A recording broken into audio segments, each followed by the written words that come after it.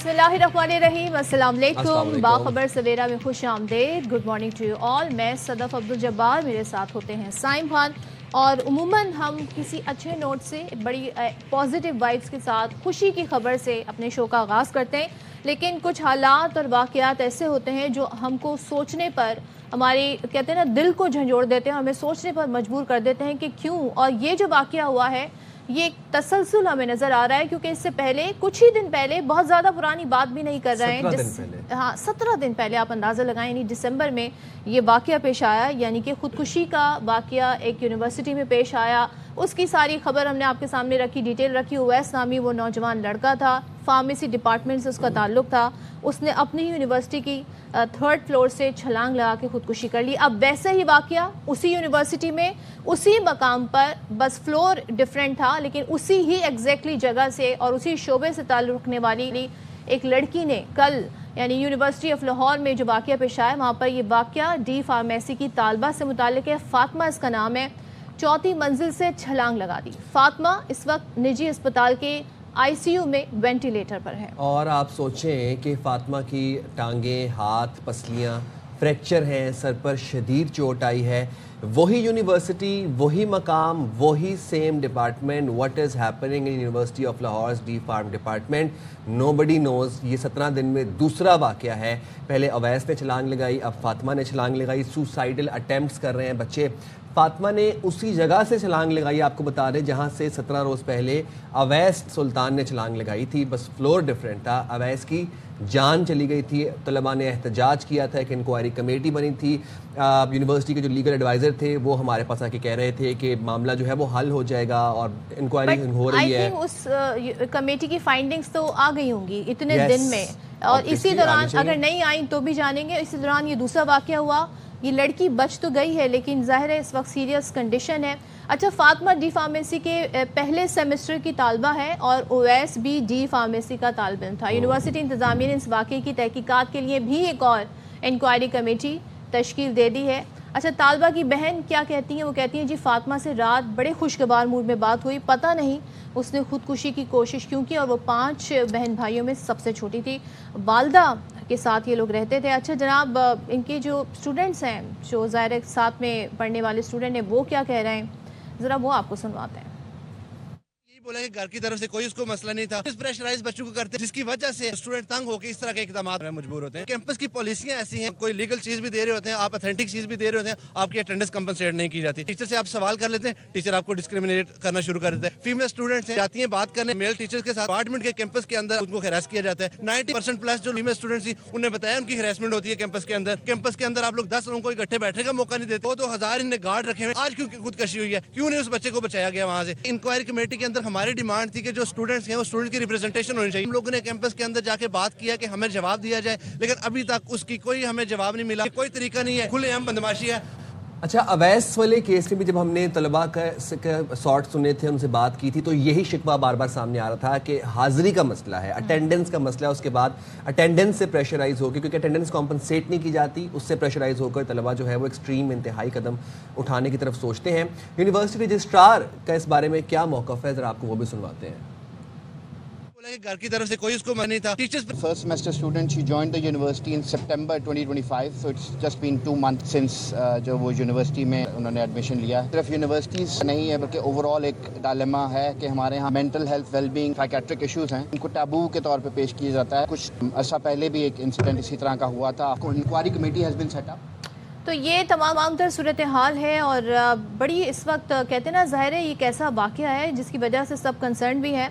जानने की कोशिश करते हैं, हमारे नुमाइंदे हसन हफीज़ हमारे साथ हैं और बात कर लेते हैं। हसन, ये बताइएगा कि जो वाक़या हुआ है exactly same university and same department में हुआ है। दूसरे पहले ही बताइएगा लड़की की तबीयत कैसी है, हालत कैसी है? देखें, ये अफसोसनाक वाक़या एक दफ़ा फिर इसी यूनिवर्सिटी में, जहाँ पे पहले यूनिवर्सिटी निजी यूनिवर्सिटी है, ये यहाँ पर पेश आया।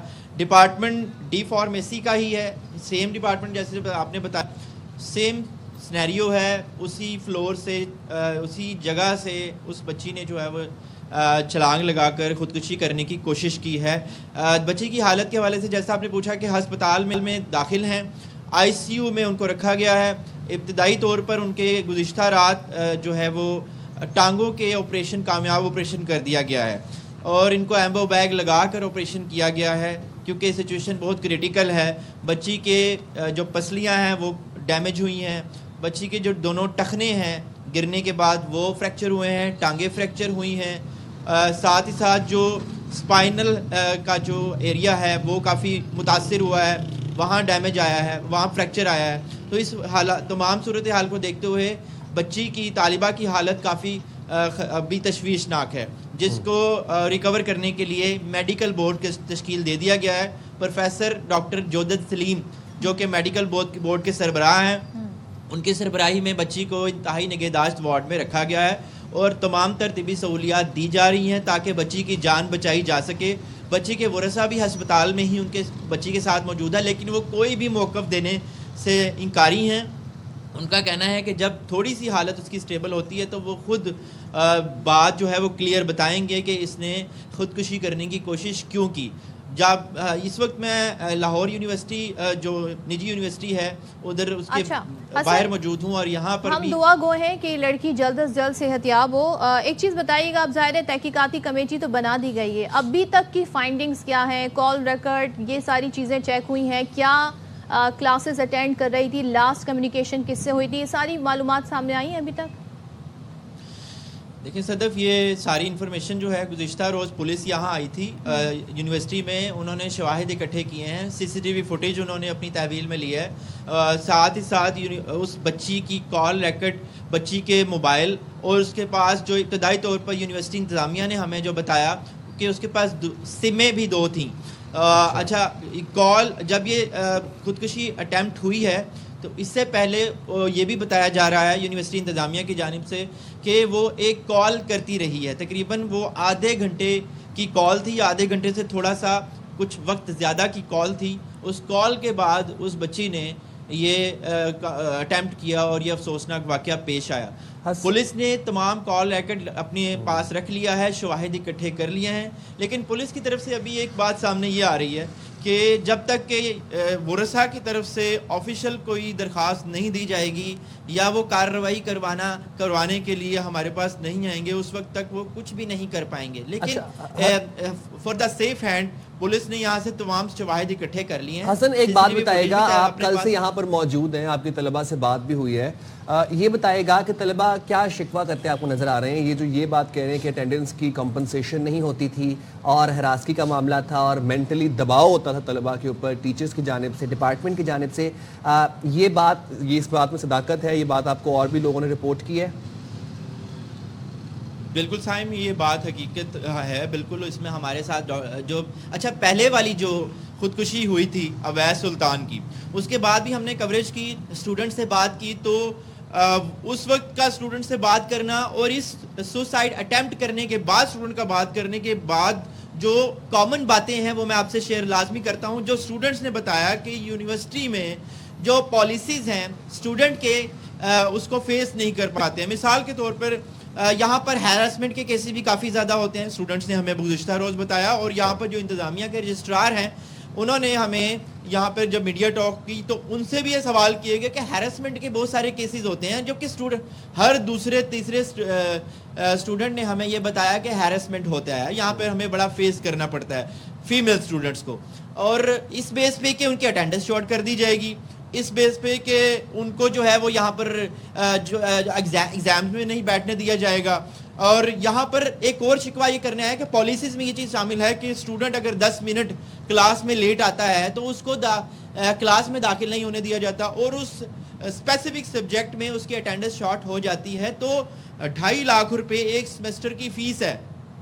यहाँ पर जो लोग आते हैं सब के सब एक जैसे अपनी फाइनेंशियल उनके हालात एक जैसे नहीं होते। लेकिन मुझे बताएं, ये वाकया इसलिए भी अंधोनाक है क्योंकि पहला इस तरह का वाकया हो गया, तो यूनिवर्सिटी में मजीद कुछ अच्छे इंतजामात होने चाहिए थे। बच्चों की शिकायत के लिए कोई कमेटी बननी चाहिए थी, कोई डिपार्टमेंट होना चाहिए था। हमने सुना था कि भाई कमेटी बैठी है तो कमेटी ने फिर सारी चीज़ों का और स्टूडेंट्स की काउंसलिंग का सिस्टम होना चाहिए, स्टूडेंट से बात करना होना चाहिए। उसके बाद क्या किया गया हुआ है, इसके वाक़े के बाद क्या किया गया टू मेक श्योर कि फिर कोई ऐसा वाक़या ना हो? صدف دیکھیں افسوسناک صورتحال اور یہ غفلت یہ ہے کہ گزشتہ جو سوسائڈ ہوا تھا اویس سلطان کا، اس میں ایک 8 رکنی کمیٹی بنائی گئی تھی. یہاں پر اس کمیٹی کو کہا گیا کہ آپ اس کی تمام تر فائنڈنگز ہمیں دیں اور 1-2 دن یا 4-5 دن جتنے آپ نے دن لینے ہیں اس پہ ہمیں فیکٹس فائنڈنگ رپورٹ دیں. ابھی تک اس کی بھی رپورٹ منظر عام پر نہیں آئی ہے. وہ بھی اس کی رپورٹ بھی یونیورسٹی انتظامیہ کی طرف سے دبائی گئی ہے. گزشتہ رجسٹرار جو یہاں پہ علی اسلم ہے، ان کا کہنا ہے کہ جی ہم جلد ہی بتائیں گے کہ وہ کون سی چیزیں ہیں جس سے یہ واقعہ پیش آیا. اب جو دوسری ایک اور رات کو گزشتہ روز ایک اور فیکٹ فائنڈنگ کمیٹی بنا دی گئی ہے، جو یہ فاطمہ شبیر جس نے یہ سوسائڈ اٹیمپٹ کیا ہے، اس کی ایک نئی کمیٹی بنائی گئی. تو پہلے تو اس کی رپورٹ نہیں آئی، اب نئی کمیٹی کی رپورٹ آتی ہے یا نہیں وہ بھی ایک سوال ہے بہت بڑا. ابھی تک کوئی بھی انکوائری نہیں ہوئی. اچھا کیس گزشتہ سوسائڈ میں کیس پولیس کے پاس گیا، ایس ایس پی آپریشنز تک ہم گئے، ہم نے کوریج کی، وہاں تک بھی یہی فیصلہ ہوا کہ جی کمیٹی میں رد و بدل کیا جائے گا اور رپورٹ جلد از جلد پیش کی جائے گی. لیکن ابھی تک گزشتہ آپ کہہ رہے ہیں ابھی تک گزشتہ اویس والا جو کیس تھا اس کی بھی ابھی تک جو انکوائری کمیٹی تھی رپورٹ نہیں آئی. بہت شکریہ حسن حفیظ، آپ ہمیں اپڈیٹ کر رہے تھے. یہ اب تمام تر معاملہ ہے کہ ابھی تک اویس والے کیس کی بھی رپورٹ نہیں آئی سامنے. اور اویس کا کیا آپ کو بتا دیتے ہیں، یونیورسٹی آف لاہور میں 19 دسمبر کو اسی مقام پر ڈی فارمیسی کے ایک اور طالب علم تھا اویس سلطان، جنہوں نے یہاں سے چھلانگ لگائی تھی اور 4تھی منزل سے بھی سوسائڈل اٹیمپٹ کی تھی. اس کے بعد وہ انتقال کر گئے تھے، وہ جاں بحق ہو گئے تھے. دیکھیں اس میں یہ جاننا بہت ضروری ہے کہ کیوں نہیں کمیٹی کی فائنڈنگ سامنے آئی اور پھر اسی کے بعد اسی ڈپارٹمنٹ میں اس واقعے کا ہو جانا. یہ بہت سارے سوالات ہیں جن کے جواب چاہیے اور پولیس نے بھی اپنی انویسٹیگیشن کرنی ہوگی، کیونکہ اب یہ معاملہ جو ہے اتنا سادہ معلوم نہیں ہوتا ہے جو کہ لوگ کہتے ہیں. دوسرے اویس کے بھائی ہمارے ساتھ اس وقت موجود ہیں، ہم ان سے بات کرنے کی کوشش کریں گے کہ جو فائنڈنگز آئیں ابھی تک نہیں آئیں، رپورٹ کے حوالے سے کیا ان کو یقین دہانی کرائی گئی ہے. سہیب سلطان ہمارے ساتھ ہیں. Thank you so much Suhaib join کرنے کے لیے. ظاہر ہے آپ کے بھائی کا واقعہ ہوئے کافی دن ہو گئے، ایک کمیٹی بنائی گئی، اس کی فائنڈنگز کے متعلق آپ کو کوئی ڈیٹ دی گئی تھی کہ جی فلاں ڈیٹ تک بتا دیا جائے گا کہ ہم کس نتیجے پر پہنچے ہیں؟ نہیں، فائنڈنگ ہمارے ساتھ شیئر نہیں کی. ہمیں پہلے کہا گیا تھا 4-5 دنوں میں آ جائے گی. جب 4-5 دنوں کے بعد ہم نے ان سے رابطہ کیا تو انہوں نے کہا کہ ابھی مزید 2-4 دن لگیں گے. تو ابھی تک ہمارے ساتھ کوئی فائنڈنگ شیئر نہیں کی گئی. تو جو بھی فائنڈنگز ہوں گی ہم ان کی تردید کرتے ہیں، کیونکہ یہ یونیورسٹی کی اپنی کمیٹی ہے. تو یونیورسٹی کے اگینسٹ کیسے یہ فائنڈنگز لے کے آئیں گے. تو ہم نے اس سسٹم پہ ٹرسٹ کر کے اویس کو بھیجا تھا وہاں پہ. تو انہوں نے ہمارا ٹرسٹ جو تھا اپنے ہمارے بھائی کی ڈیڈ باڈی کی صورت میں ہمیں واپس کیا. تو سارے کمیٹی میں ان کے اپنے بندے شامل ہیں، ان کی کوئی ٹرسٹ نہیں ہے ہمیں کمیٹی پہ. نہیں، اویس جو کمیٹی بنائی گئی تھی اویس کے تمام تر معاملے کی تحقیقات کرنے کے لیے، اس میں اسٹوڈنٹ باڈی کی کوئی ریپرزنٹیشن نہیں تھی یا آپ لوگ لواحقین کی کوئی ریپرزنٹیشن نہیں تھی؟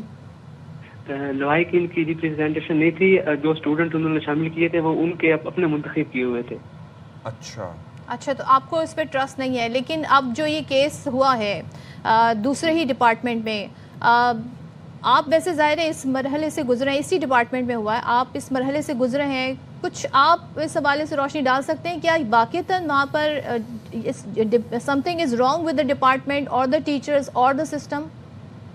اور یہ پورے سسٹم کا فیلئر ہے کہ یہ ایسے واقعات ہو رہے ہیں. اسٹوڈنٹ کو اتنی بری طرح سے روڈ طریقے سے ان کے ساتھ بہیو کیا جاتا ہے، ان کو اتنا پریشرائز کیا جاتا ہے، ان کو اسٹریس اتنا دیا جاتا ہے کہ وہ اپنی لائف کو اینڈ کرنا ان مسائل کا خاتمہ سمجھتے ہیں. لیکن یہ غلط اقدام ہے جو بھی کرے. لیکن اسٹوڈنٹ کی جانب سے پریشرائز ان کو اتنا کیا جاتا ہے کہ ان کو اس کے علاوہ کوئی حل نظر ہی نہیں آتا. تو یہ پورے سسٹم کا فیلئر ہے.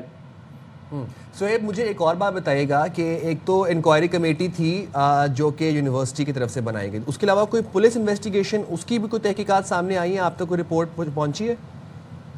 فرسٹ آف آل تو انہوں نے کہا تھا کہ ان کی فیملی ممبرز نے نا انکار کر دیا ہے تحقیقات کرنے سے. تو لیکن جب ہم نے اپلیکیشن لے کے ہم تھانہ نواب ٹاؤن میں گئے تو فرنٹ ڈیسک پہ ہم نے اپلیکیشن دی. تو ایس ایچ او نے پہلے وہ اپلیکیشن پکچر لے کے کسی کو واٹس ایپ کی، اس کے بعد کسی کو کال کی اور کال پہ ایس ایچ او کو منع کیا گیا کہ اپلیکیشن کے مقدمہ درج نہیں کرنا. تو اپلیکیشن انہوں نے اپنے پاس رکھی لیکن کوئی مقدمہ درج نہیں کیا. کارروائی کرنے سے انہوں نے انکار کر دیا. صفیہ علوی کو ہم نے مینشن کیا تھا جس نے اویس سلطان کو تھریٹ کیا تھا اتنے دنوں سے. یہ مقدمہ درج کرنے سے انکار کر دیا، ریزن کیا بتائی تھی آپ کو؟ रीजन उन्होंने कोई भी नहीं बताया। उन्होंने कहा कि बस हम कार्रवाई करेंगे, मुकदमा ना रीजन बताई उन्होंने, ना अवैध सुल्तान का मोबाइल फॉरेंसिक हमें करवाया गया, मोबाइल भी नहीं करवाया गया। ओवैस आपसे हमारे नुमाइंदे हसन हफीज़ जो कि इस यूनिवर्सिटी के वाक़े को कवर करते रहे, इस वक्त वो यूनिवर्सिटी में मौजूद हैं, वो आपसे सवाल करना चाहते हैं। हसन हमारे नुमाइंदे, हसन आप सवाल पूछ सकते हैं सुहेब से। सदफ, ये इनसे सवाल ये किया जाए कि ये एसएसपी ऑपरेशंस ऑफिस गए थे, यूनिवर्सिटी इंतज़ामिया भी आई थी, जो कमेटी में इन्होंने तहफ़्फ़ुज़ात का इजहार किया था, इनको कहा था कि आप अपने 2 लोग शामिल करें कमेटी में। शुएब सुल्तान से ये सवाल है कि इन्होंने 2 लोग अपने, इनको कहा था कि गुज़िश्ता मंडे को 2 लोग देने थे, कमेटी में शामिल करने थे, तो इन्होंने 2 लोग अभी तक क्यों नहीं दिए, और अगर दिए हैं तो वो कौन से लोग हैं? 2 लोग हम देना चाहते थे, लेकिन उन्होंने वो जो कोर्ट की जानिब से ऑर्डर लेने पड़ने थे, इसकी वजह से हम उनको शामिल नहीं करवा सके। उन्होंने कहा कि कोर्ट ऑर्डर देगी तो हम इनको शामिल करेंगे। तो कोर्ट ऑर्डर क्यों नहीं हो सके अभी तक? कोर्ट वो हमने वो थोड़ा लंबा प्रोसेस था, तो हम घर में थोड़ा इस हालत में नहीं थे कि इतने लंबे प्रोसेस से फिलहाल गुजरे। तो ठीक है, बहुत शुक्रिया शुएब सुल्तान, आपने एआरवाई न्यूज़ के लिए निकाला। और यहाँ पर डिलेमा ये है कि mental health well being it is very important now, it's high time कि it should be taken care of. हमें नहीं पता हमारे इर्द गिर्द लोग किस चीज़ से गुजर रहे हैं, कौन कब एक सुसाइडल वर्ज के ऊपर पहुँच जाता है, we never know. The point is कि थेरेपी को, मेंटल हेल्थ वेलबींग को इतना एक्सेसिबल बनाया जाए। यूनिवर्सिटीज़ हैं, इतनी फीस ले रही हैं, काउंसलिंग सेंटर्स मौजूद होने चाहिए। आई टोटली एग्री, लेकिन उससे पहले का एक स्टेप है जो कि मैं तमाम तालिब इल्मों से, तमाम स्टूडेंट से कहना चाहूँगी जो आला तालीम हासिल कर रहे हैं, चाहे मेडिकल की फील्ड में हो, चाहे फार्मेसी या कोई भी डिपार्टमेंट हो, मुश्किल होती हैं, मुश्किलात होती हैं, चैलेंजेस होते हैं, कभी बहुत ज़्यादा इश्यूज़ खड़े हो जाते हैं, लेकिन इट डजेंट मीन कि अपनी ज़िंदगी को या इंतहाई इक़दाम उठा लिया जाए या अपनी ज़िंदगी ले ली जाए।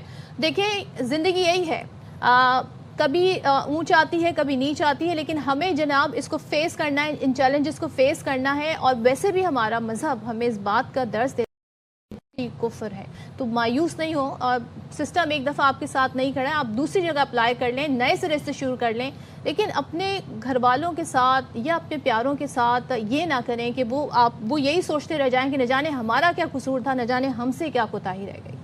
So please just be careful. पढ़ाई है, पढ़ाई जमकर पढ़ाई करें, लेकिन ज़िंदगी गुजारने के सलीके भी होने चाहिए। चलें जी, मूविंग फॉरवर्ड, हमने ज़रा मौसम की बात तो की नहीं, मौसम तो मुल्क भर में सर्द चल रहा है, लेकिन ज़रा सियासी मौसम की बात मैं कर रहा हूँ। वहाँ पे ज़रा गर्मी चल रही है और वहाँ पे हिद्दत ज़रा कहेंगे आप उसे भाई, वो एकदम आप एक दोबारा एक रिवाइवल हो गया, एक उसी चीज़ का जो हमने माजी में एक पैटर्न देखा था। वज़ीर आला पंजाब मरीम नवाज़ ने फिर से दीगर वज़ीर आला की कारकर्दगी पर सवाल उठा दिए, और कल वो गुफ्तगू कर रही थी तलबा से, तो उन्होंने कहा कि लाहौर में नेशनल वर्कशॉप बलूचिस्तान के, आपको बताया शुरा से मुखातिब, उन्होंने कहा कि इस बहकावे में नहीं आना कि पंजाब के पास ज़्यादा पैसे हैं, तमाम सूबों को अपने हिस्से का पैसा मिलता है, कमी है तो वो खिदमत के अज़्म की है।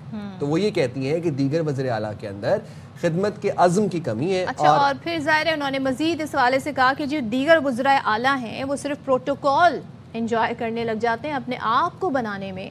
पंजाब में ऐसा नहीं होता, यहाँ आवाम का पैसा आवाम पर लगता है। अच्छा, तो एक चीज़ बड़ी इंपॉर्टेंट है, आपको याद होगा पिछले दिनों, लास्ट ईयर की ही बात है, जब ये सारा सिलसिला शुरू हुआ था, पंजाब हो रही थी, फिर ये मामला आला सतह पर जाकर जी इसको रिजॉल्व करवाया गया था कि अब बयानात नहीं आएंगे, लेकिन ये बयान कि तमाम जो दीगर वज़ीर आला हैं, अब इसमें पंजाब भी है, इसमें बलूचिस्तान भी है, सिंध भी है, केपी भी है, ये लोग अपने आप को बना रहे हैं, पैसा आवाम पे नहीं लगा रहे हैं। ये एक बड़ा इल्ज़ाम है जी।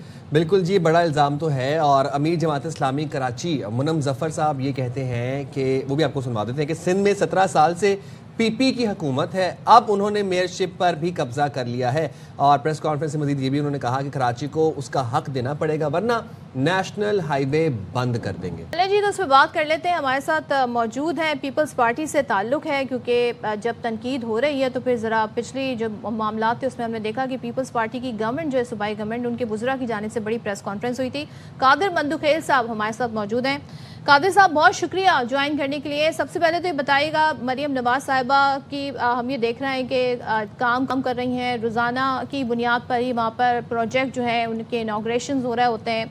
ऐसे में उन्होंने सवाल उठा दिया है कि भाई जो पैसे मिलते हैं सबको मिलते हैं, مسئلہ صرف یہ ہے کہ ہم خدمت کر رہے ہیں, ہم اپنے آپ پر نہیں لگا رہے, باقی وزراء جو ہیں وزراء اعلیٰ پروٹوکول میں لگے رہتے ہیں, ہم تو عوام پہ پیسے لگاتے ہیں. سمجھتے ہیں آپ کہ یہ جائز آپ پہ تنقید ہے؟ آپ سے مراد باقی صوبوں پہ بھی تنقید ہے؟ بہت شکریہ صدف. مریم نواز صاحبہ کی جو بات ہے اس کو میں کیا جواب دے دوں. ان کو اگر مشورہ بھی ہم دیں ایز اے احتیاطی تو وہ ہماری انگلی توڑنے پہ اتر آتی ہے, اور خبردار کسی نے پنجاب کی طرف دیکھا. تو جب وہ اپنی اتحادی کو خبردار کہہ رہی ہے تو اپنے ساتھ بٹھائے ہوئے آئی جی کی کیا ہمت, کیا مجال کہ وہ یہ کہے گا کہ مریم بی بی نے سفارش کی ہے فلاں ڈی آئی جی کی. مریم بی بی نے پچھلے دنوں میں اعلان کیا ہے کہ پنجاب میں ہم اپنی موٹر وے بنائیں گے. تو کیا مجھے ایک بات بتاؤ, جہاں میں بیٹھا ہوں کراچی میں 70% ریونیو دیتا ہے پاکستان کو, جس میں سے NFC ایوارڈ کے ذریعے 34% پنجاب کو مل رہا ہے, کیا ایک موٹر وے دیا آپ نے؟ کیا آپ کے چچا جو شہباز شریف صاحب ہے, میرے اور ان کا حلقہ ایک ہے NA242 جو اس وقت مخبر خاص بیٹھا ہوا ہے, میں نے وہاں پانی کی بوند بوند کو عوام ترس رہی. 25 سال سے K4 منصوبہ التوا کا شکار ہے. اس سال بھی وابڈا نے 40 ارب مانگے. وفاقی منصوبے کے بتا رہے ہیں قادر مندوخیل صاحب, وہ تو اپنی کارکردگی اپنے صوبے کے صوبائی حکومت کی بات کر رہی ہیں. یہاں تو صوبے کی پرفارمنس پہ بات ہو رہی ہے, وزراء اعلیٰ کی پرفارمنس پہ بات ہو رہی ہے, وفاق کے پروجیکٹ پہ بات نہیں ہو رہی. اگر مجھے آپ جملہ مکمل کرنے دیتے تو آپ کو سمجھ میں آ جاتا کہ میں کیا جواب دے رہا ہوں. میں یہ کہہ رہا ہوں کہ جن کا چچا بیٹا ہو وفاقی وزیر اعظم, وہاں ایکنک کا بھی چند مہینے پہلے جو ایکنک کا اجلاس ہوا 1258 ارب روپے جو منظوری ہوئی ہے, 1200 کے 1200 پنجاب کو ملا ہے, 1 روپے پختونخوا بلوچستان اور سندھ کو نہیں ملے. مریم بی بی کے میں نے اپنی موٹر وے بنانا ہے, میں آپ کو مثال اس وجہ سے دے رہا ہوں, 34% NFC ایوارڈ کے ذریعے آپ پیسے لے رہے, 1258 ارب روپے ایک جھٹکے میں چچا آپ کو پیسے دے رہے, اور اسی چچا کی اور آپ کی حکومت بلوچستان میں جہاں ایک موٹر وے نہیں ہے. آپ کا گورنر بیٹھے ہوئے ذرا پوچھئے ان سے کہ ان کے پاس کیا اختیار ہے. ایک جو روڈ ہے جو خونی روڈ کہتا ہے وہ 2 مرتبہ آپ نے افتتاح کی ہے, وزیر اعظم شہباز شریف صاحب نے 2 سال میں مکمل کرنا تھا. دوسری بات مریم بی بی سے جی ملے ہیں, میں 34% ان کو مل رہے ہیں نا, میں آپ کو بتا رہا ہوں. اچھا اس کے ساتھ ساتھ میں یہ آپ کی عرض کروں اس حساب سے ملیں گے نا قادر مندوخیل صاحب. جی بالکل. دوسری بات میں یہ بتا رہا ہوں کہ مریم بی بی ٹک ٹاک میں بڑی مشہور ہے. ان کا جو الیکٹرک بس کا ہے, آپ ان کا ویب سائٹ چیک کریں, 1 ارب روپے صرف پبلسٹی کے لیے رکھا ہے. 30 ارب روپے لگ بھگ ان کی پبلسٹی کے لیے, میڈیا کے لیے رکھے, جو ہر 2 منٹ بعد مختلف چینل میں ان کے ہوتے ہیں. اور پھر سب سے بڑھ کر جہاں کروڑ روپے اس نے لگائے, وہاں پہ جو لینڈ کا جو آرڈیننس جاری کی ہے, اور وہ ہائی کورٹ اسلام آباد نے ایک جھٹکے میں اس کو ختم کرے, کیونکہ جب پٹواری ذہن ہو تو یقیناً پٹواریوں کو اختیارات دیں گے. مندوخیل صاحب بات وہ مریم نواز صاحبہ بات یہ کر رہی تھیں کہ کمی ہے تو ول ٹو سرو کی ہے, خدمت کے عزم کی کمی ہے, اور یہ جو آپ تمام تو شکوے کریں یہ تو وفاق سے کرنے بنتے ہیں. اگر ہم بات کریں کراچی کی بات کر لیں, کوئی سڑک ایسی نہیں ہے مین شارع فیصل کے علاوہ جہاں پر آپ 1 کلومیٹر تک سموتھ سفر کر سکیں. سرپرائز کھڈے گڑے, اور یہ وہ ایشوز ہیں جن پر زیادہ سرمایہ کی ضرورت بھی نہیں ہے, اور بہت عرصے سے ہم اس بارے میں بات کریں. کم سے کم کھڈے فل کر دیں, کم سے کم نئی سڑکیں بنا دیں, جو پرانی خراب ہیں ان کو ہی آپ فکس کر دیں. اس پر بات کرتی ہے آپ اپنی پارٹی کے ساتھ؟ سائم اس سال صرف KMC 46 ارب روپے خرچ کر رہی ہے کراچی کے سڑکوں پہ. اور کراچی کا تھوڑا سا ڈائنامک آپ کو بتا دو, یہاں جو ٹوٹل جو ایریا ہے اس کا 38% سے بھی کم سندھ گورنمنٹ کے پاس ہے. اور DHA ہے, کنٹونمنٹ ہے, بیریا ہے, PF ہے, ان کے علاوہ ان کی سڑکیں بھی سندھ حکومت بنا رہی ہے. اور پھر کراچی میں 25 ٹاؤن ہے, تو 25 ٹاؤن میں 9 ٹاؤن جماعت اسلامی کے پاس ہے, 3 ٹاؤن PTI کے پاس ہے, باقی 12-13 ٹاؤن جو ہے نا پیپلز پارٹی کے پاس ہے. لیکن ملبہ سارا پیپلز پارٹی کے اوپر آتا ہے. تو سوال آپ کے سامنے میں کراچی کی گورنمنٹ ہے نا, یہاں پر جماعت اسلامی کی تھوڑی گورنمنٹ ہے, یہاں تو پیپلز پارٹی کی گورنمنٹ ہے, پیپلز پارٹی کا میئر ہے, پیپلز پارٹی کا وزیر اعلیٰ ہے. نہ فنڈز کا مسئلہ, آپ خود ہی بتا رہے ہیں کہ اتنا پیسہ لگائے, پیسہ نظر نہیں آتا. قادر مندوخیل صاحب, یونیورسٹی روڈ کا جو پروجیکٹ ہے اس کی بار بار ڈیڈ لائن دی جاتی ہے, وہ مکمل نہیں ہوتا ہے. تو مجھے یہ بتائیں, یہاں تو آڈٹ بھی کا مسئلہ ہونا نظر آ رہا ہے کہ پوچھا جائے کہ جی, کیونکہ ہر سال جب بھی کوئی بھی پروجیکٹ ایکسٹینڈ ہوتا ہے تو اس کی کاسٹ مزید بڑھ جاتی ہے, تو اس کا کیا جواب دیں گے آپ؟ صدب میں بات مکمل کر رہا تھا کہ کراچی کے 25 ٹاؤن میں 9 ٹاؤن جماعت اسلامی کے پاس ہے، اور ابھی پچھلے میں نے جو ایک بچہ گٹر میں گر کے جان سے گیا وہ جماعت اسلامی کا ٹاؤن چیئرمین ہے وہاں پہ. سوال یہ ہے کہ ساری باتیں میں نے آپ کو 25 ٹاؤن میں سے یہ سمجھ لو کہ 25 ٹاؤن میں سے 11 ٹاؤن جو ہے نا وہ اپوزیشن کے پاس ہے، لیکن ملبہ سارا پیپلز پارٹی ہم قبول کر رہے دل سے، ہماری ذمہ داری ہے. مگر ان کی کیا ذمہ داری ہے؟ جان کا اپنا فنڈ ہے، جان کا اپنا ریونیو ہے، اپنا ٹیکس ہے، سب کچھ 9 ٹاؤن کا اپنا ہے، ان کی کوئی ذمہ داری نہیں ہے. وہ 11 بجے پریس کانفرنس کر کے صرف ملبہ ڈالنے کے لیے فنڈ آپ دے رہے ہیں نا 9 ٹاؤنز آپ کہہ رہے ہیں جماعت اسلامی کے پاس ہے، MQM کے پاس ہے، تو پھر آپ نے ان سے پوچھنا ہے کہ جو پیسے ہم نے دیے وہ لگائے کہاں. اس کا آڈٹ بھی تو ہونا چاہیے نا، جواب طلبی تو بھی تو ہونی چاہیے، اور میئر تو باس ہے ان کے، وہ پوچھ سکتے ہیں ان سے. صدف صرف 14 ارب روپے کراچی کی مختلف ٹاؤنوں کے صرف سوئی گیس کے روڈ کٹنگ کے مد ملے. میئر یہی تو رو رہا ہے کہ میں ہر یوسی کو 13 لاکھ روپے دے رہا ہوں، ٹاؤن کے پاس اربوں روپے کا فنڈ ہے. وہ اپنی کہ کراچی کے پاس تو مین جو میئر کے پاس ہے وہ مین 106 سڑکیں ہیں، لیکن جو باقی ٹاؤن کے اندر جو مینجمنٹ ہے یا جو ریڈ لائن کی آپ بات کریں تو کراچی کی اگر ترقی آپ نے کرنا ہے، اگر ریڈ لائن دینا ہے یا پانی کی لائنیں بچھانا ہے، اس کے لیے صدف کھدائی تو ہوگی، اس کے علاوہ تھوڑے بہت ڈسٹربنس تو ہوگی.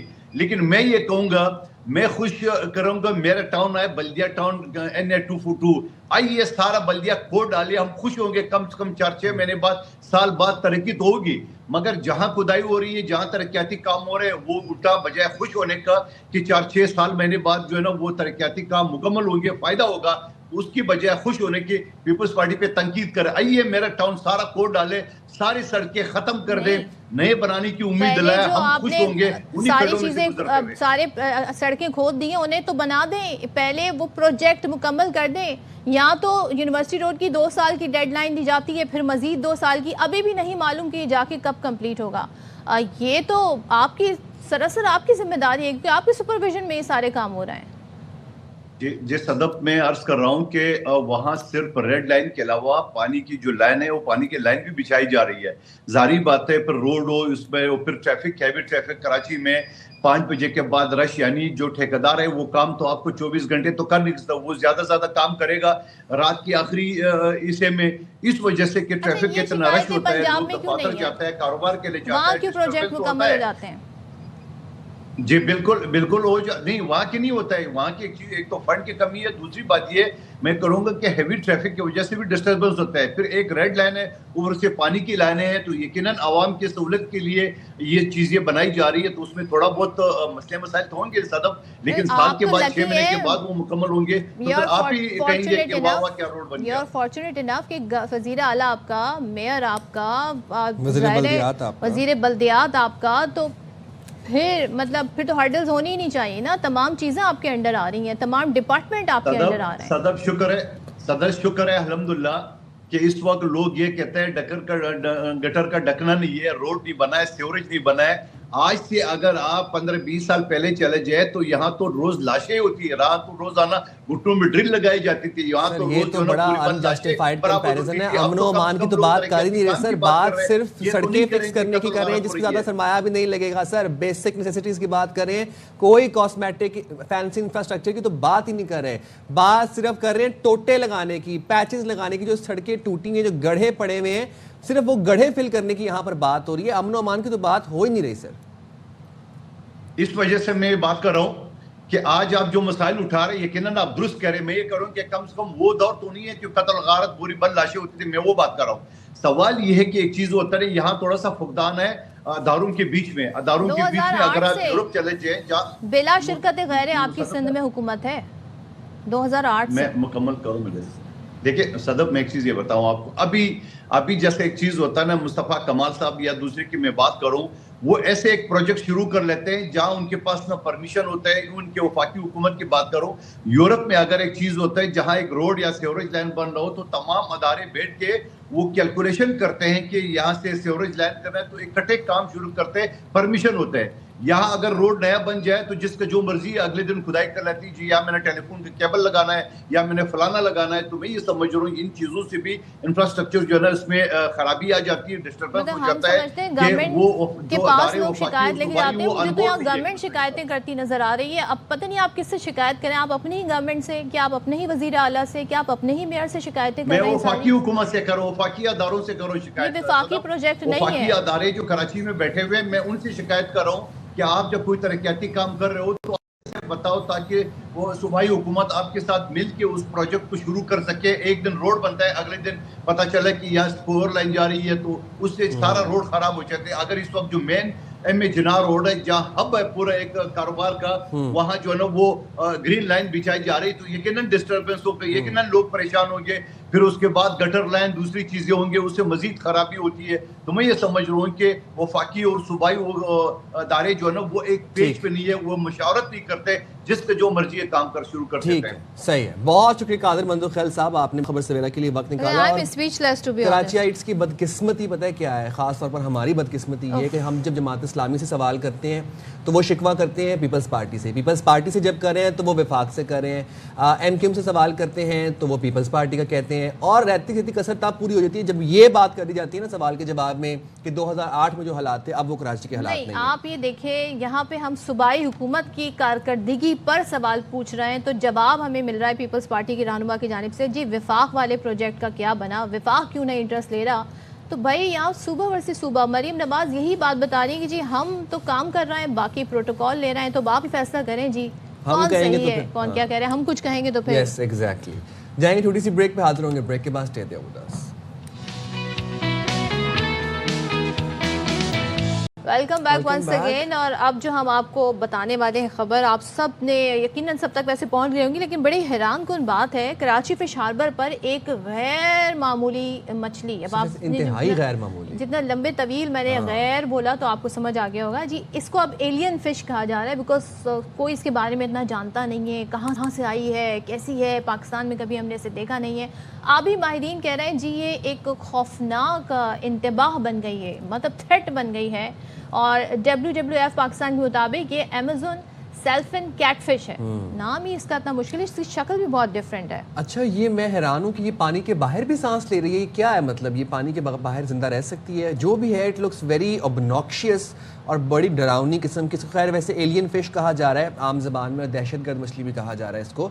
یہ آئی کہاں سے اور یہ بایو ڈائیورسٹی کے لیے کیوں خطرہ ہے, ہماری آبی جو بایو ڈائیورسٹی ہے یہ بھی بتایا جا رہا ہے کہ یہ بڑی تیزی سے سندھ اور پنجاب کے پانیوں میں پھیل چکی ہے, یعنی کہ یہ صرف ایک مچھلی نہیں ہے, اس جیسی کئی مچھلیاں موجود ہیں. ماہرین جیسے کہ سائم بتا رہے تھے کہ اسے دہشت گرد فش کہہ رہے ہیں, اس کے پیچھے وجہ کیا ہے اور یہ خوفناک کیوں سمجھی جا رہی, کیا جو آپ کا جو پانی میں جو نیچرل ایکو سسٹم ہے یا بایو ڈائیورسٹی ہے کیا یہ اس کے لیے خطرناک ہے؟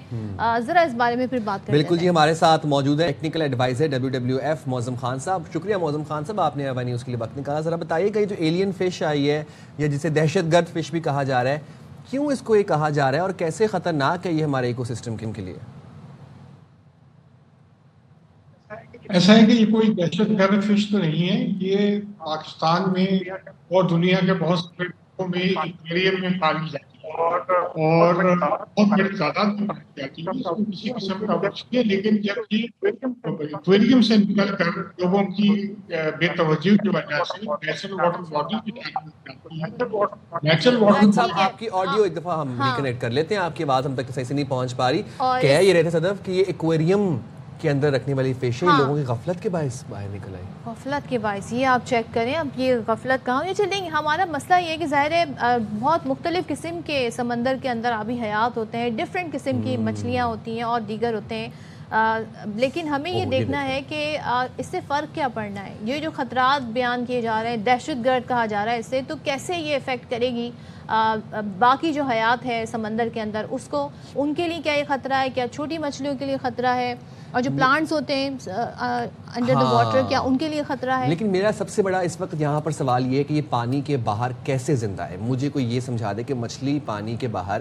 کیسے زندہ ہے. اس کی سرٹن جو اس کے کہتے ہیں نا گلز ہیں, اس میں یہ اسٹور کر لیتی ہوگی آکسیجن. میں بھی قدرت نے ایسا نظام بنایا ہو. نائس, یہ آپ اس کو دیکھ رہے ہیں, مطلب who would keep a fish like this in an aquarium? گھر میں کون رکھے گا اس طرح کی مچھلی, unless کہ آپ کا بہت کوئی ڈارک ایستھیٹک نہ ہو گھر کا. اس طرح کی مچھلی پھر رکھی جا سکتی ہے. اینی ہاؤ, یہ مچھلی کس طرح سے ہمارے جو آبی حیات ہیں خاص طور پر, اور جو ہمارے واٹر ایکو سسٹم کے اندر جو کیا کہتے ہیں جو پلانٹس ہوتے ہیں خاص طور پر, کچھ بڑی بوٹیاں بھی ہوتی ہیں, ان کو کس طریقے سے نقصان پہنچا رہا ہے. جو آرگنزمز وہاں پر اس وقت انڈر دا واٹر ہیں ان کو کیسے نقصان پہنچا رہا ہے, یہ جاننے کی ہم کوشش کریں گے معظم خان صاحب سے. اچھا معظم صاحب ہمارے ساتھ ہیں. معظم صاحب آپ کنٹینیو کیجیے گا, یہ بتائیے گا یہ کیسے پاکستان کے پانیوں میں پھیل گئی یہ فش؟ ایسا ہے کہ پاکستان اور دنیا کے دوسرے ملکوں میں ایکویریم کے ذریعے یا جو ہیں وہ ریلیز ہو جاتی ہیں اگر نیچرل واٹر باڈی میں, تو نقصان پہنچاتی ہے. پاکستان میں سب سے پہلی مچھلی 1925 میں ٹراؤٹ انٹروڈیوس کی تھی. ٹراؤٹ ناردرن ایریا میں جب انٹروڈیوس کی گئی تو اس کا امپیکٹ یہ ہے کہ اس علاقے کی قیمتی مچھلی ہے لیکن اس نے ماحول کو نقصان پہنچایا. اسی طرح 26 ڈفرنٹ مچھلیاں یا تو ایکسیڈنٹلی یا ڈیلیبریٹلی پانیوں میں ریلیز کی گئی, اور اس کے بڑے سیریس امپیکٹ ہیں, اور ماحول میں جو جتنی نیچرل مچھلیاں ہیں ان کو نقصان پہنچاتی ہے. اسی لیے کچھ لوگ اس کو دہشت گرد کر رہے ہیں, جو کہ بڑا سخت لفظ ہے, لیکن یہ ان مچھلیوں کو کنٹرول کرنا ضروری ہوتا ہے. یہ خیال رکھنے کی ضرورت ہوتی ہے کہ مزید کچھ مچھلیاں نہ آئے. جیسے گزشتہ سال سے ایک مچھلی جس کا نام پاکو ہے, وہ بھی امیزون کے علاقے میں پائی جاتی ہے, وہ پاکستان میں انٹروڈیوس کر دی گئی ہے. وہ بھی انتہائی نقصان دہ مچھلی ہے نیچرل انوائرمنٹ کے لیے. لوگوں کے لیے خوراک کا ذریعہ تو ہو سکتی ہے, کچھ ایسی مچھلیاں جو کہ کہاں امیزون, کہاں پاکستان کے دریا, یہ ہوا کیسے, یہ سفر اتنا طویل طے کیسے ہوا, یا آپ سمجھتے ہیں کہ انٹینشنلی یہ یہاں پر لائی گئی ہے؟ پوری دنیا میں یہ ایکویریم میں پالی جاتی ہے, اویلیبل ہے. پاکستان میں بہت سارے ایکویریم میں لوگوں کے گھروں میں ہوتی ہے. سنگاپور اس کا مین سینٹر ہے جہاں سے لوگ اس کو امپورٹ کرتے ہیں. امیزون سے تو یہ کوئی تقریباً 50 سال پہلے دنیا کے مختلف علاقوں میں لائی گئی تھی, رفتہ رفتہ پھیل رہی ہے. تو اس کا نقصان جتنی بھی مچھلیاں باہر کی کوئی بھی چیز, اگر آپ کوئی جانور, کوئی پودا, کوئی پلانٹ لے کر آتے ہیں, جیسے کراچی میں کونوکارپس کا ایشو تھا, یہاں کا پودا نہیں ہے لہٰذا اس کے نقصان ہے. اسی طرح اگر مچھلی کوئی آپ انٹروڈیوس کر دیتے ہیں نیچرل واٹر باڈی میں تو وہ اس کو پورے ایکو سسٹم کو خراب کر دیتی ہے. خاص طور پہ ٹلاپیا نے پاکستان کی پوری فش اکانومی کو خراب کر دیا ہے. بعض بڑی جو لیکس ہیں جیسے کیچھر اور ہماری منچھر لیکس ہیں, اس میں سوائے تلاپیا کے اور کچھ نہیں ملتا. موزم صاحب ایک چیز بتائیے گا کہ آپ نے بتایا کہ یہ موسٹلی پالی جاتی ہیں, ایکویریمز میں رکھی جاتی ہیں, تو ایکویریمز میں یہ اسی سائز میں ہوتی ہیں اور اتنی ہی تباہی یہ مچاتی ہیں؟ اور یہ میں آپ جاننا چاہ رہا ہوں کہ بیسیکلی یہ تباہی کیا مچاتی ہے, یہ دوسری مچھلیوں کو کھاتی ہے, کیا کرتی ہے یہ؟ جیسے ایکویریم میں جو پائی جاتی ہے وہ عام طور پہ چھوٹی ہوتی ہے, ایکویریم میں اتنی بڑی نہیں ہوتی, لیکن نیچر میں جب یہ ملتی ہے تو یہ سب سے پہلے دوسری مچھلیوں سے اسپیس کے لیے جو علاقہ ہے کہ اس میں جہاں یہ گرو کرتی دوسری مچھلیوں کو گرو نہیں ہونے دیتی, پھر دودھ کی غذا میں شیئر کرتی ہے اور غذا کی کمی کا باعث بنتی ہے. اور یہ مچھلی خاص طور پہ سمندر کے یا دریاؤں کے کنارے پہ جو بند بنے ہوتے ہیں ان کو بھی نقصان پہنچاتی ہیں. اور یہ کیونکہ اپنی تو یہ جو دوسری مچھلیوں کو کھا رہی ہوتی ہے, دوسری چیزوں کو کھا رہی ہوتی ہے, اس سے پورا ایکو سسٹم ڈس بیلنس ہو جاتا ہے اگر کوئی بھی چیز انٹروڈیوس کی جائے. تو کیا جا سکتا ہے ویسے سائز اس کا کتنا ہوتا ہے, کتنی بڑی ہو سکتی ہے, کیا لائف ہوتی ہے؟ یہ زیادہ سے زیادہ 1 فٹ تک ہو سکتی, اس سے بڑی نہیں ہوتی. اور اس کے نقصان کو اس کا کوئی ترکیب نہیں ہے. جب یہ پانیوں میں شامل ہوگی تو اس کو ریموو کرنا, ایریڈیکیٹ کرنا تقریباً ناممکن ہوتا ہے. تو مین کنٹرول ہے کہ لانے سے پہلے اس کو کنٹرول کیا جائے. کوئی مچھلی پاکستان میں یا کسی بھی دوسرے ملک میں کسی دوسرے ملک سے لا کے نہ انٹروڈیوس کی جائے, کیونکہ اس کو اس جگہ سے دوبارہ واپس اوریجنل حالت میں لانا ناممکن ہوتا ہے. تو اگر ہم چاہیں کہ اس مچھلی کو ہم اپنی نیچرل واٹر باڈی سے ایریڈیکیٹ کر دیں تو یہ تقریباً ناممکن ہے. اس کا خرچ اتنا آئے گا کوئی تو طریقہ کار ہوگا ان کی پاپولیشن کو کم کرنے کا, کوئی اویئرنیس ایسی ہو کہ جو مچھلیوں کو بتایا جائے کہ اگر ان کے جال میں مچھلی آ جاتی ہے تو اس کو تلف کیا جائے, اس کو مارا جائے, یا نہ کہ اس کو واپس پانی میں پھینکا جائے. بالکل یقینی یہ کیا جا سکتا ہے, لیکن اس سے مچھلیوں کو ایریڈیکیٹ مکمل طور پہ ختم نہیں ہوں گی, کیونکہ نیچرل واٹر باڈی بہت بڑی ہے, ان کو کنٹرول کرنا, ان کو صاف کرنا ٹیکنیکلی پاسبل نہیں ہے. لیکن اگر اویئرنیس ہو، سب سے پہلے اگر ہم نئی مچھلیوں کو انٹروڈیوس نہ ہونے دیں تو ہم اپنے ماحول کو مزید بہتر بنا سکتے ہیں. ان کے لیے آئیڈیل پلیس کیا ہے؟ کون سی جگہ ان کے لیے آئیڈیل ہے؟ یہ تقریباً گرم پانی جتنے بھی ہیں پاکستان میں، جس میں پنجاب کا علاقہ ہے، سندھ کا علاقہ ہے، بلوچستان کا علاقہ ہے، یہ ان کے لیے آئیڈیلی سوٹیبل ہے اور یہیں پہ اسی لیے پھیل رہی ہیں. اور تلاپیا بھی اسی طرح گرم پانیوں کی تھی اور بلوچستان سے لے کر پنجاب تک ہر جگہ پھیل چکی ہے. کے پی کے کچھ علاقوں میں بھی تلاپیا ملتی ہے. تو جو مچھلیاں باہر سے لائی جاتی ہیں وہ دوسرے ملک کے ماحول کے حساب سے ایڈجسٹ کر سکتی ہیں، اور جب ایک دفعہ اگر نیچرل واٹر میں آ گئی تو پھر ناممکن ہوتا ہے کہ آپ صاحب ایک اور بات بتائیے گا، کیا یہ انسانوں کو بھی نقصان پہنچا سکتی ہے؟ عام طور پر جب تالابوں میں لوگ نہاتے ہیں، دریاؤں میں نہا رہے ہوتے ہیں نہیں، یہ کسی قسم کا نقصان نہیں پہنچاتی، لیکن اس کی کھال اتنی سخت ہوتی ہے کہ آپ اسے کھا پی نہیں سکتے. اور جیسے آپ نے پہلے بھی بتایا کہ پانی سے باہر بھی زندہ رہتی ہے، بلکہ یہ خشک بھی ہو جائے تو بھی زندہ رہتی ہے کیونکہ جسم کے اندر پانی موجود رہتا ہے. تو یہ سخت جان مچھلی ہے اور ہماری مچھلی جو دوسری سخت جان نہیں ہوتی ان کو نقصان پہنچا سکتی ہے. چلیں معظم صاحب بہت شکریہ. اور جی قدرت کا شاہکار ہے اور اللہ پاک نے کیا کیا ڈائیورس چیزیں بنائی ہیں، اس سے اندازہ ہو سکتا ہے پورا ایک ایکو سسٹم ہے.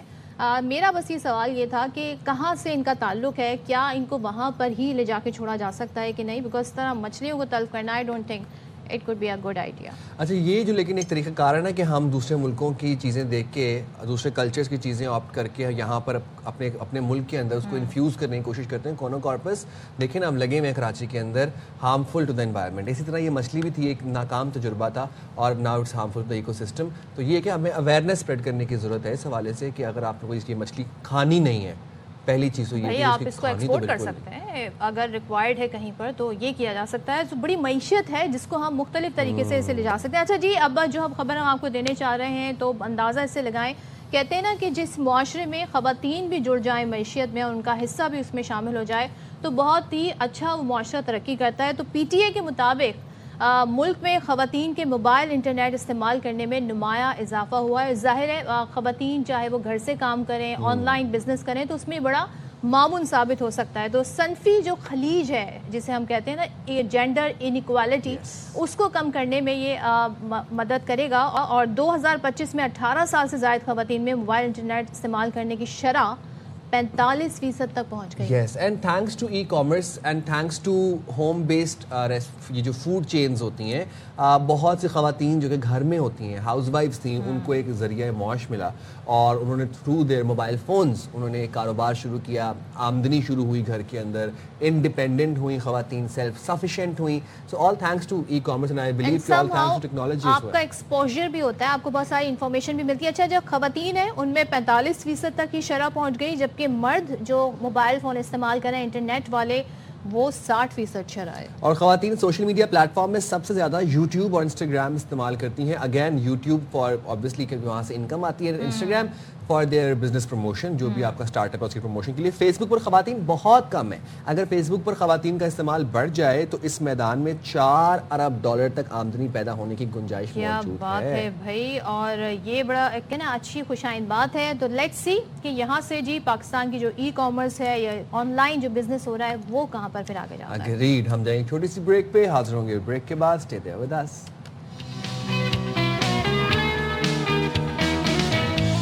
السلام علیکم، ویلکم بیک ٹو باخبر سویرا. امید کرتے ہیں آپ کے دن کا آغاز بہت خوشگوار ہوا ہوگا. وہ تو آپ نے سنا ہی ہوگا نا، سونا کتنا سونا ہے. تو سونا کتنا سونا ہے اور سونا کتنا مہنگا ہوتا جا رہا ہے، ایکچولی میں یہ بڑی امپورٹنٹ بات ہے اور بہت زیادہ ہی ہوتا جا رہا ہے مہنگا. خیر اینی ہاؤ یہ بھی آپ کو بتائیں گے کہ سونا کتنا مہنگا ہوتا جا رہا ہے. بٹ موسم کی بات تو ہم نے کی نہیں آج. موسم کی بات دیکھیں، موسم جو ہے بہت اچھا جا رہا ہے. موسم بڑا ٹھنڈا ٹھار ہوا ہے. کراچی میں بھی سرد ہوائیں جو ہیں وہ چل پھر رہی ہیں اور لوگوں کو تنگ بھی کر رہی ہیں. لیکن کراچی کے حد تک بھی بڑا پلیزنٹ ویدر ہے. ہمیں ہی کہا گیا تھا کہ جی 5 تاریخ کے بعد سردی کی شدت میں اضافہ ہو جائے گا، لیکن ایسا شدت تو نہیں کہیں گے لیکن تھوڑی سی ذرا سے سردی بڑھ گئی. باقی ملک میں بڑا زبردست موسم جاری ہے. خاص طور پہ جو ہمارے بالائی علاقے ہیں، پہاڑی علاقے ہیں، خوبصورت ترین منظر وہ پیش کر رہے ہیں. مناظر. اور بلکہ تو میں آئی envy those people کہ جو ٹریول کر کے وہاں پر پہنچے ہوئے ہیں. آپ سوات، کلام، معلم جبہ، دین آپ ہنزا دیکھیں، آپ گلگت دیکھیں. او ہو کیا حسین نظارے، ہر طرف سفیدی ہی سفیدی. اور جب وہ روئی کے گالے جب گرتے ہیں زمین پہ تو کیا لطف اندوز ہوتے ہیں سیاح اور اپنی فیملیز کے ساتھ گئے. چھوٹے چھوٹے بچے جیکٹس پہن کے انجوائے کر رہے ہیں. کراچی سے بڑی تعداد جناب سیاحوں کی پہنچی ہوئی ہے نارڈرن علاقوں میں, اور خاص طور پر کراچی جیسے شہر میں جو لوگ رہتے ہیں, ہمیں بہت ڈھونڈنے سے جا کے کہیں پہ نیچر ایکسپیرینس کرنے کو ملتی ہے. نیچر کے لیے لوگ چلے جاتے سمندر کو جا کے, وہ لطف سمندر کی اپنی بات ہے, لیکن یہ جو منظر ہے نا ظاہر یہ سیزنل ہے, یہ سردیوں میں آتا ہے, اور ابھی تو برف پڑ رہی ہے. جب یہ برف پڑنا رک جاتی ہے اس کے بعد جو ٹھنڈ محسوس ہوتی ہے, اور لوگ یہاں پر ویسے بڑا انجوائے کرتے ہیں, اسکینگ کرتے ہیں ہو رہی ہے بھائی. اور آئی ایم ریئلی ہیپی کہ ہمارے ملک میں بھی اس طرح کے اب ایونٹس باقاعدہ یس ایگزیکٹلی, بہت خوش آئند بات ہے کہ ایڈونچر سپورٹس کو فروغ دیا جا رہا ہے.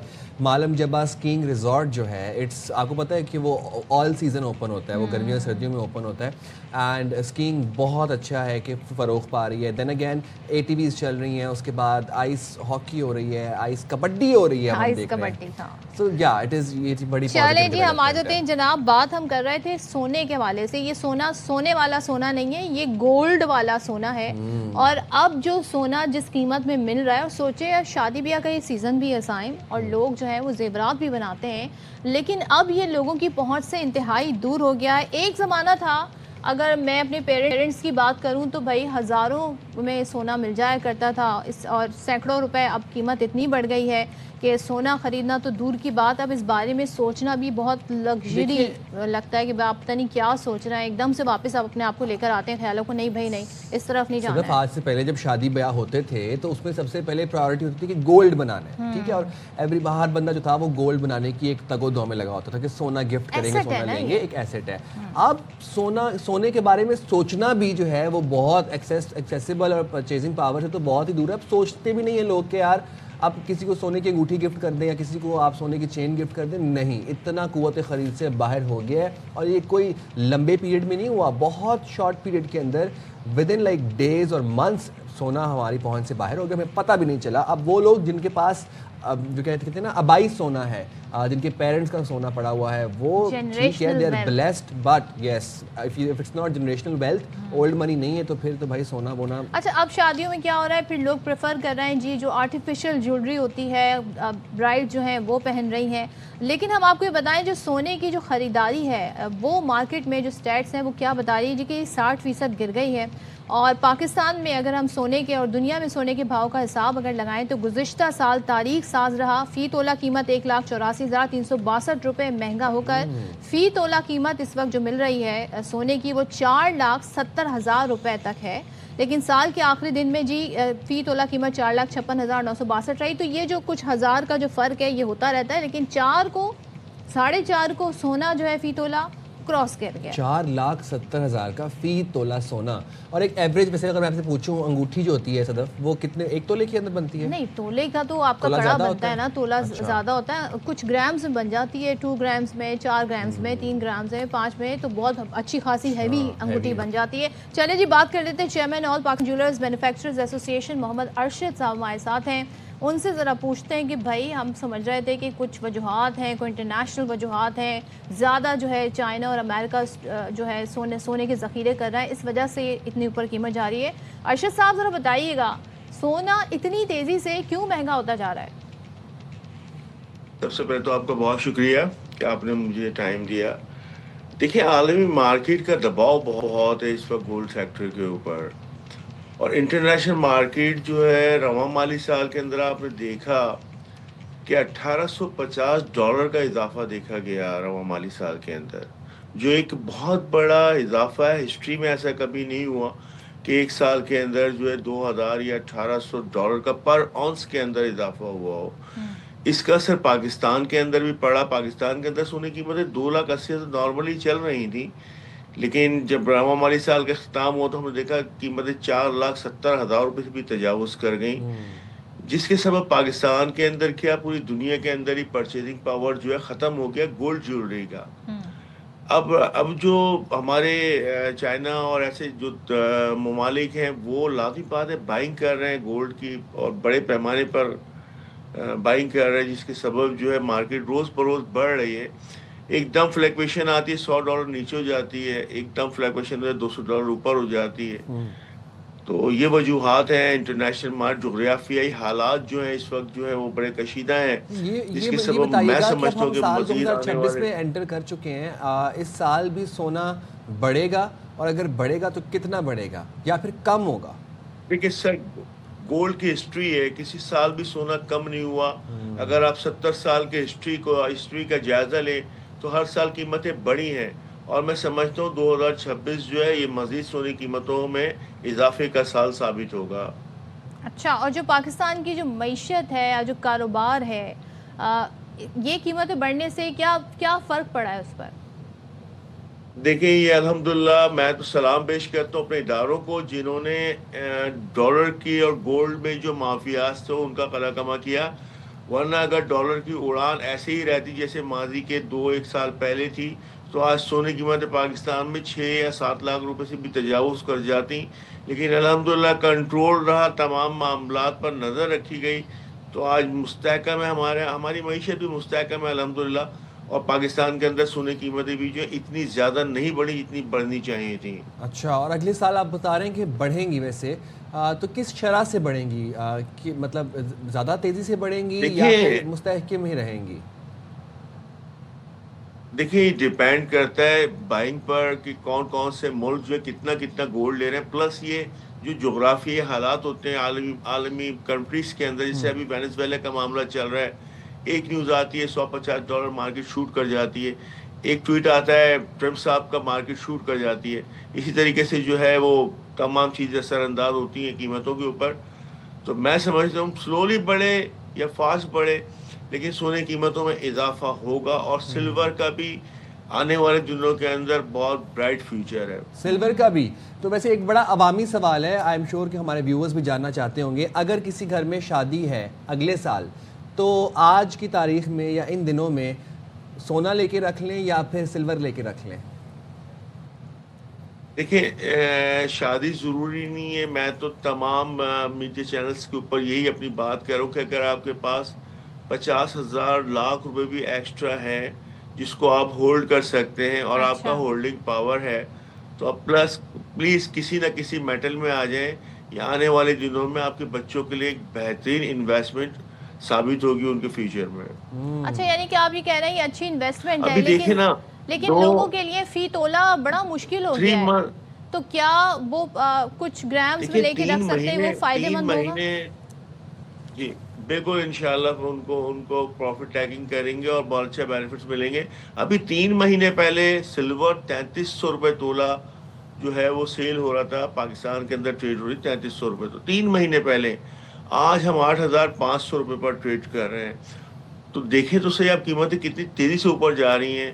سونے کی اگر بات کریں تو کووڈ کا آپ کا دور یاد ہوگا, کووڈ کا 2020-21 کے اندر سونے کی قیمتیں 90,000 روپے تولہ تھیں. آج 4 سال کے اندر ہم 4.5 لاکھ روپے سے تجاوز کر گئے. تو اٹ مینز یہ کہ عالمی مارکیٹ کے اندر سونا جو ہے وہ مطلب خریدا جا رہا ہے, اور اس کی مطلب اب کیا کہنا چاہیے, مطلب ہر آدمی ہر جو ترقی یافتہ ملک ہے اور جو بڑا انویسٹر ہے وہ گولڈ اور سلور کے اندر ہی انویسٹ کر رہا ہے. اچھا, جب کسی چیز کی ڈیمانڈ بڑھتی ہے تو لازمی بات ہے قیمت بھی بڑھتی ہے. اشرف صاحب, ہم نے ویسے ایک ٹرینڈ بھی دیکھا وائل گروئنگ اپ کہ ہماری دادی گرینڈ پیرنٹس کے ٹائم پہ ان دادی نے جو سونا خریدا وہ چند روپیوں کے حساب سے خریدا یا 100 کے حساب سے خریدا. اس کے بعد پھر ہزاروں کی بات آئی, پھر اس کے بعد لاکھوں کی بات آئی. جب 1.5 لاکھ کو سونا پہنچا اس کے بعد پہ کوئی بریک نہیں لگی.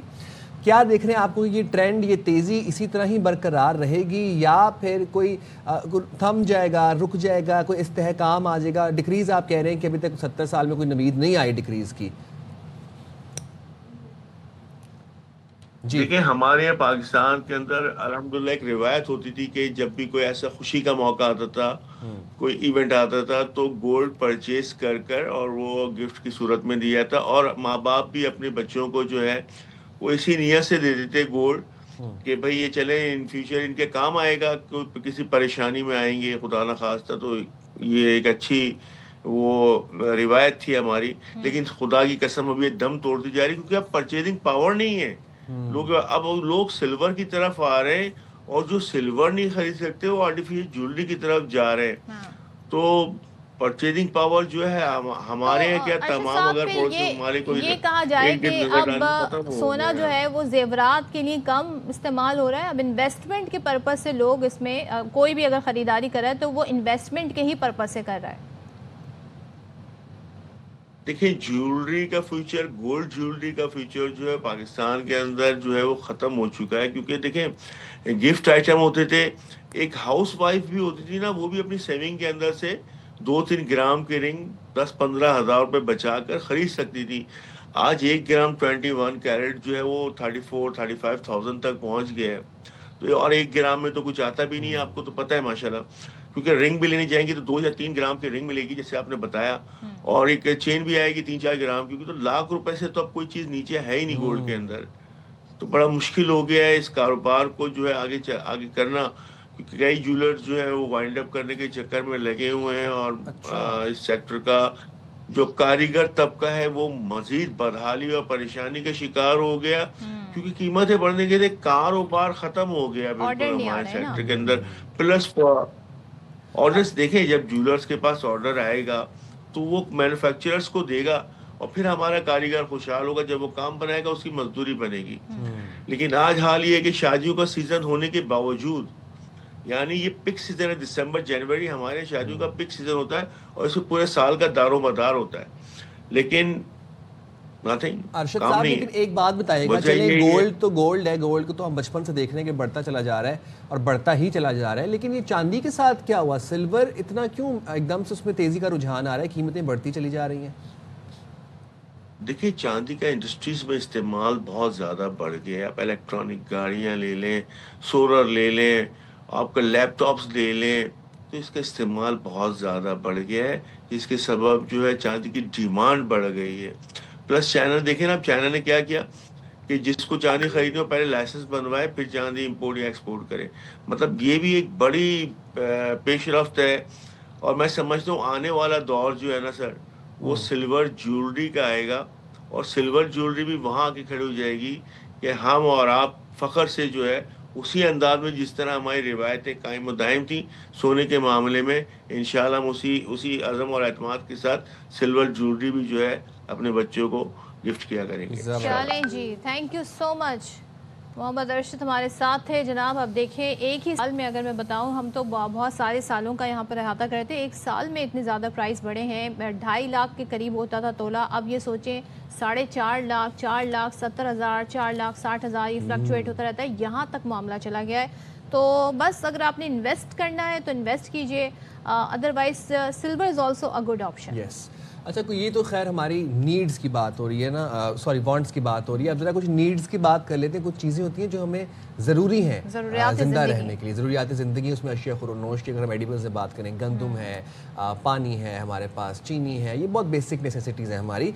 गंदम कि जब हम बात करते हैं तो आपको ये बता दें कि गंदम ना मिलने से कराची में एक दफ़ा फिर से गंदम बहरान ने सर उठा लिया है, और इस सूरत हाल में आटे की किल्लत का खदशा पैदा हो गया है। कराची को यौमिया 1 लाख बोरी की ज़रूरत है, जबकि इस वक्त 50,000 के करीब जो यौमिया है बोरी वो मिल रही हैं। और फ्लोर मिल्स एसोसिएशन ने ख़बरदार ये किया है कि अगर आज या कल सिंध हुकूमत ने गंदम का मसला हल ना किया तो आटे की कीमतें काबू से बाहर हो सकती हैं। ये अल्टीमेटम तो एक दफा पहले भी दिया हुआ है। Chairman Pakistan flour mills association कहते हैं कि अरबों रुपए देने के बावजूद गंदम जारी नहीं की जा रही। हमने गंदम की खरीदारी के लिए 3.5 से 4 अरब रुपए जमा कराए, लेकिन हुकूमत की जानिब से अब तक गंदम की फरहमी में कोई पेशरफ्त नहीं हुई है। तो लेकिन जनाब ये जो भी मसला है, इसमें आता किस पर बर्डन है?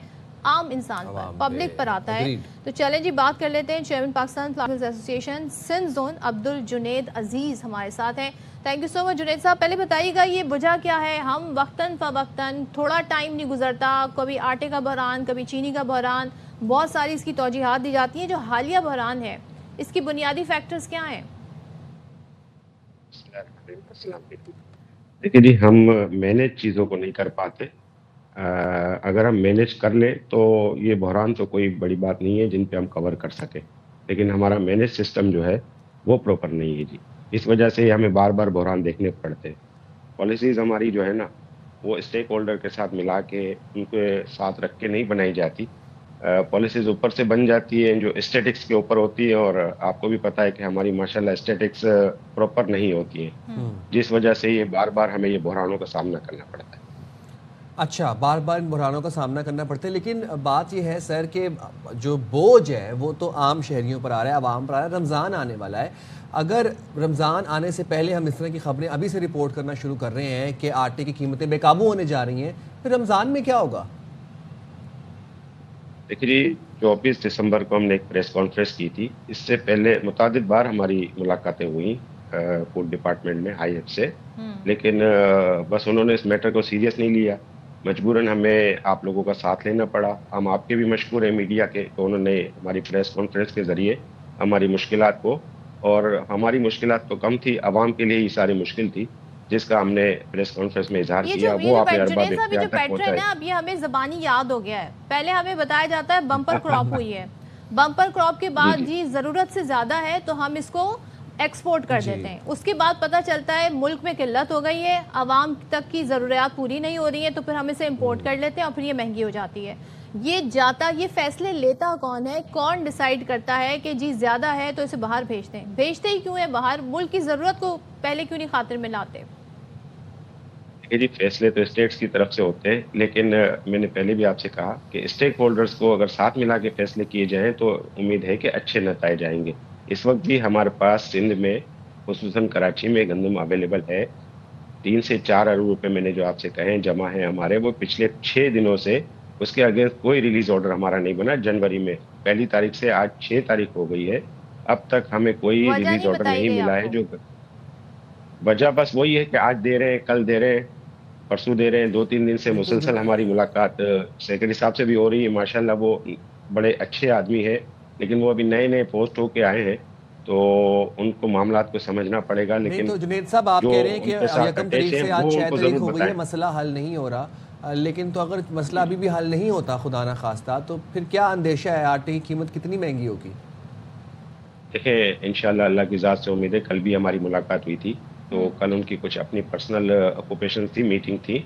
आज उम्मीद है कि वो रिलीज़ कर देंगे गंदम, तो आटा इंशाल्लाह नॉर्मल हो जाएगा। अगर नहीं होता तो फ्लोर मिल्स रेट नहीं बढ़ाएंगी, लेकिन डेफिनेटली डिलीवरी मार्केट में सप्लाई शॉर्ट हो जाएगी। तो शॉर्ट होने की वजह से मार्केट अपना रास्ता खुद लेगी, और वो कितने रेट बढ़ाती है इसके लिए हम कुछ नहीं कह सकते। अच्छा, तो अभी क्या रेट है? और अगर शॉर्ट हो जाती है तो 10 किलो आटे के थैले की क्या कीमत हो जाएगी? देखिए, अभी तो हम 112-113 रुपए मार्केट में सप्लाई दे रहे हैं आटे, लेकिन शॉर्ट हो जाए तो फिर शॉर्टेज का कोई रेट नहीं होता, वो मैं आपको कोई इंडिकेट नहीं कर सकता। लेकिन उम्मीद है कि आज ये मसला हल हो जाए तो मार्केट में आटे की सप्लाई ज़रा आसानी से होगी, तो फिर ये रेट नॉर्मल रहेंगे। जुनेद साहब, ऐसे एक बात बताएं, क्या मुल्क में इस वक्त हमारे पास गंदम मौजूद है, और अगर है तो कितनी है? देखिए जी, पूरे मुल्क का असेसमेंट इस तरह से है कि सिंध तो शायद वो कागजों की हद को मुझे अंदाज़ा नहीं है कि उसमें कितना माल कैसा है क्या है, क्योंकि माल पड़ा हुआ इनके पास 2022, 23 और 24, और ये पेरिशेबल आइटम है। इसको 6 महीने साल से ज़्यादा रखना मुश्किल हो जाता है। ये नेचर, कुदरत का एक निज़ाम है। दूसरा, पंजाब गवर्नमेंट पेरिशेबल आइटम को क्यों रखा जाता है? क्यों नहीं आवाम तक पहुंचने दिया जाता? देखिए जी, ये पहुंचाने के लिए ही रखा जाता है, इसीलिए हम कह रहे हैं कि इसको डीरेगुलेट कर दिया जाए इस शोबे को। आपने देखा होगा पिछले 1.5-2 साल से ये डीरेगुलेशन में चल रहा था। आटा भी सस्ता मिल रहा था और हर एक को अवेलेबल था हर जगह पे, लेकिन ये फिर जैसे ही गवर्नमेंट इंटरवेंशन होता है, सब्सिडी का काम चलना शुरू होता है, तो माजरत के साथ ये सब्सिडी बहुत सारे काउंटरों में डिस्ट्रीब्यूट हो जाती है, आवाम तक बहुत कम पहुंचती है। इसलिए हम कह रहे हैं कि इसको डीरेगुलेट कर लिया जाए। डीरेगुलेट करने का तो मसाइल भी तो फिर दूसरे हैं ना। डीरेगुलाइजेशन होगी तो फिर यहाँ पर कार्टलाइजेशन शुरू हो जाती है, फिर उसके बाद हेजमनी बन जाती है। 50 रुपए की चीनी जो है वो 200 रुपए की बिकने शुरू हो जाती है। देखिए जी, 1.5-2 साल से आपने आटे की प्राइस का इंडेक्स निकाल लें, 70 रुपए से लेके 100 रुपए तक बिक रहा था। कोई एजिंग नहीं होती, कंपटीशन बहुत है। फ्लोर मिल्स शुगर मिल से ना मिलाएं। शुगर मिल एक लिमिटेड मिल्स है जो गवर्नमेंट की तरफ से रिस्ट्रिक्टेड है, और शुगर मिलें नहीं लग सकती। फ्लोर मिलों की तादाद में आपको पाकिस्तान में बता दूं। नहीं सर, डीरेगुलाइजेशन करेंगे। फॉर इंस्टेंस कल को हर बंदे की अपनी मर्जी है, 50-40 फ्लोर मिल्स एसोसिएशन की मिलेंगी और फिर 200 रुपए किलो कर देंगी, या फिर 300 रुपए किलो कर देंगी। तो मन मर्जी हो जाएगी ना फिर तो। नहीं जी, 40-50 लोग 1500 लोगों में कोई कार्टेलाइजेशन नहीं कर सकते। कंपटीशन का दौर है। मैं आपको बता दूं क्लियर कि कभी भी ऐसा नहीं हो सकता कि हम कुछ चाहें कि खुद अपनी मर्जी से बढ़ा लें, ऐसा हो नहीं सकता। अच्छा चले, ठीक है, thank you so much. Junaid साहब हमारे साथ थे। अब देखना ये जी मसला हल होता है कि नहीं। अब ये कह रहे हैं कि आज अगर रिलीज नहीं की गई गंदम तो फिर आटा महंगा होगा। कह रहे हैं हम नहीं करेंगे, लेकिन ज़ाहिर है दुकानदार और बाकी लोग, क्योंकि डिमांड एंड सप्लाई का कॉन्सेप्ट यहाँ पर होगा। मुझे समझ नहीं आया कि गवर्नमेंट ने अभी तक जवाब क्यों नहीं दिया है। 7 दिन कह रहे थे, कितने दिन है? 6 दिन। लेकिन मुझे ये समझ नहीं आ रहा कि जब फ्लोर मिल्स नहीं महंगा करेंगे आटा, तो फिर आटा महंगा कैसे होगा? मतलब ये जो ट्रांसपोर्ट वाली बात इन्होंने की है वो क्या थी? But any how, in either case बोझ जो है वो आवाम पर ही पड़ता है आके। और आवाम के ऊपर बोझ भी आप सोचें किन चीज़ों का पड़ा है, शेख नोश का, चीनी का, आटे का। और वो भी अब ये हम बातें कब करें कि जब रमज़ान आने वाला है, कुछ ही दिन रह गए रमज़ान आने में। अब सोचें अगर हम सोने पे बात करें कि वो अफोर्ड नहीं कर सकते, यहाँ तो आटा और खाने पीने की चीज़ें महंगी हो रही है। रमज़ान से पहले सूरत हाल। चले जी, यहाँ पर लेते हैं शॉर्ट ब्रेक और शॉर्ट ब्रेक के बाद वापस आते हैं।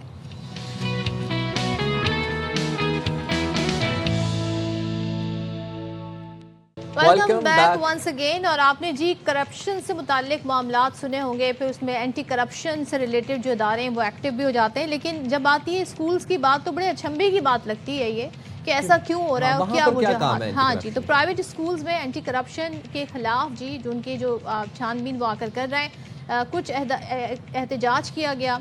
और ग्रैंड स्कूल अलायंस ने 8 जनवरी को यौम सियाह और 9 जनवरी को मुकम्मल हड़ताल का ऐलान कर रखा है। जरा हम ये भी जानेंगे कि क्या इन दोनों दिन पढ़ाई होगी कि नहीं होगी। और अलायंस ने इल्ज़ाम क्या लगाया वो भी बता देते हैं। कहते हैं जी एंटी करप्शन एहलकारों का स्कूल का मुआयना करना, वीडियोज़ और बयानात जारी करना अदालती हिदायत की खिलाफ वर्जी। साथ ही साथ ये भी इल्ज़ाम आयद किया जा रहा है कि वालिदैन और बच्चों को मुजरिमों की तरह हिरासा किया जा रहा है। उन्होंने मुतालबा किया है कि डेटा की तस्दीक सिर्फ डायरेक्टोरेट के दफ्तर तक महदूद रखी जाए और स्कूलों में मुसल्लह टीमों के दाखिले को किसी सूरत कबूल नहीं किया जाएगा। तो मामला क्या है, हमारे नुमाइंदे अनवर खान हमारे साथ मौजूद है, जरा उनसे जानेंगे। अनवर बताइएगा ये क्या सूरत हाल है, क्या सिचुएशन है और ये तमाम तर वजह क्या है? हम ज़रा वजह जानना चाह रहे हैं आपसे इस एहतजाज के पीछे।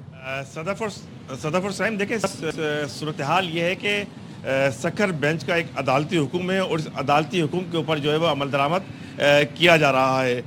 एंटी करप्शन की जानिब से सिंध भर के तमाम जो स्कूल हैं उनके अंदर दरसी किताबों की मुफ्त फरहमी का डेटा और इसके साथ साथ जो मुख्तलिफ निजी स्कूल और कॉलेजेस हैं वहाँ पे मिलने वाली फ्रीशिप जो कवायद के तहत देना लाजमी है, उसका डेटा जमा किया जा रहा है। उसके साथ साथ डायरेक्टरेट महकमा तालीम की जानिब से 7 फोकल पर्सन भी मुकर्रर किए गए हैं और ये फोकल पर्सन उनकी मामलत करते हैं। तो असातिज़ा जो निजी स्कूलों के जो उनकी तंजीमें हैं, उनका जो ग्रैंड अलायंस है, उनको इसके ऊपर खासा एहतजाज सामने आया है। ताहम जो महकमा एंटी करप्शन है उनके काम के मुताबिक वो ये कहते हैं कि कवायद के मुताबिक तमाम स्कूलों का मुआयना किया जाता है और क्योंकि एक अदालती हुक्म है उस अदालती हुक्म के ऊपर अमल दरामद कर रहे हैं और 12 जनवरी को उनको ये तमाम की तमाम रिपोर्ट सकर बेंच के अंदर जमा करानी है।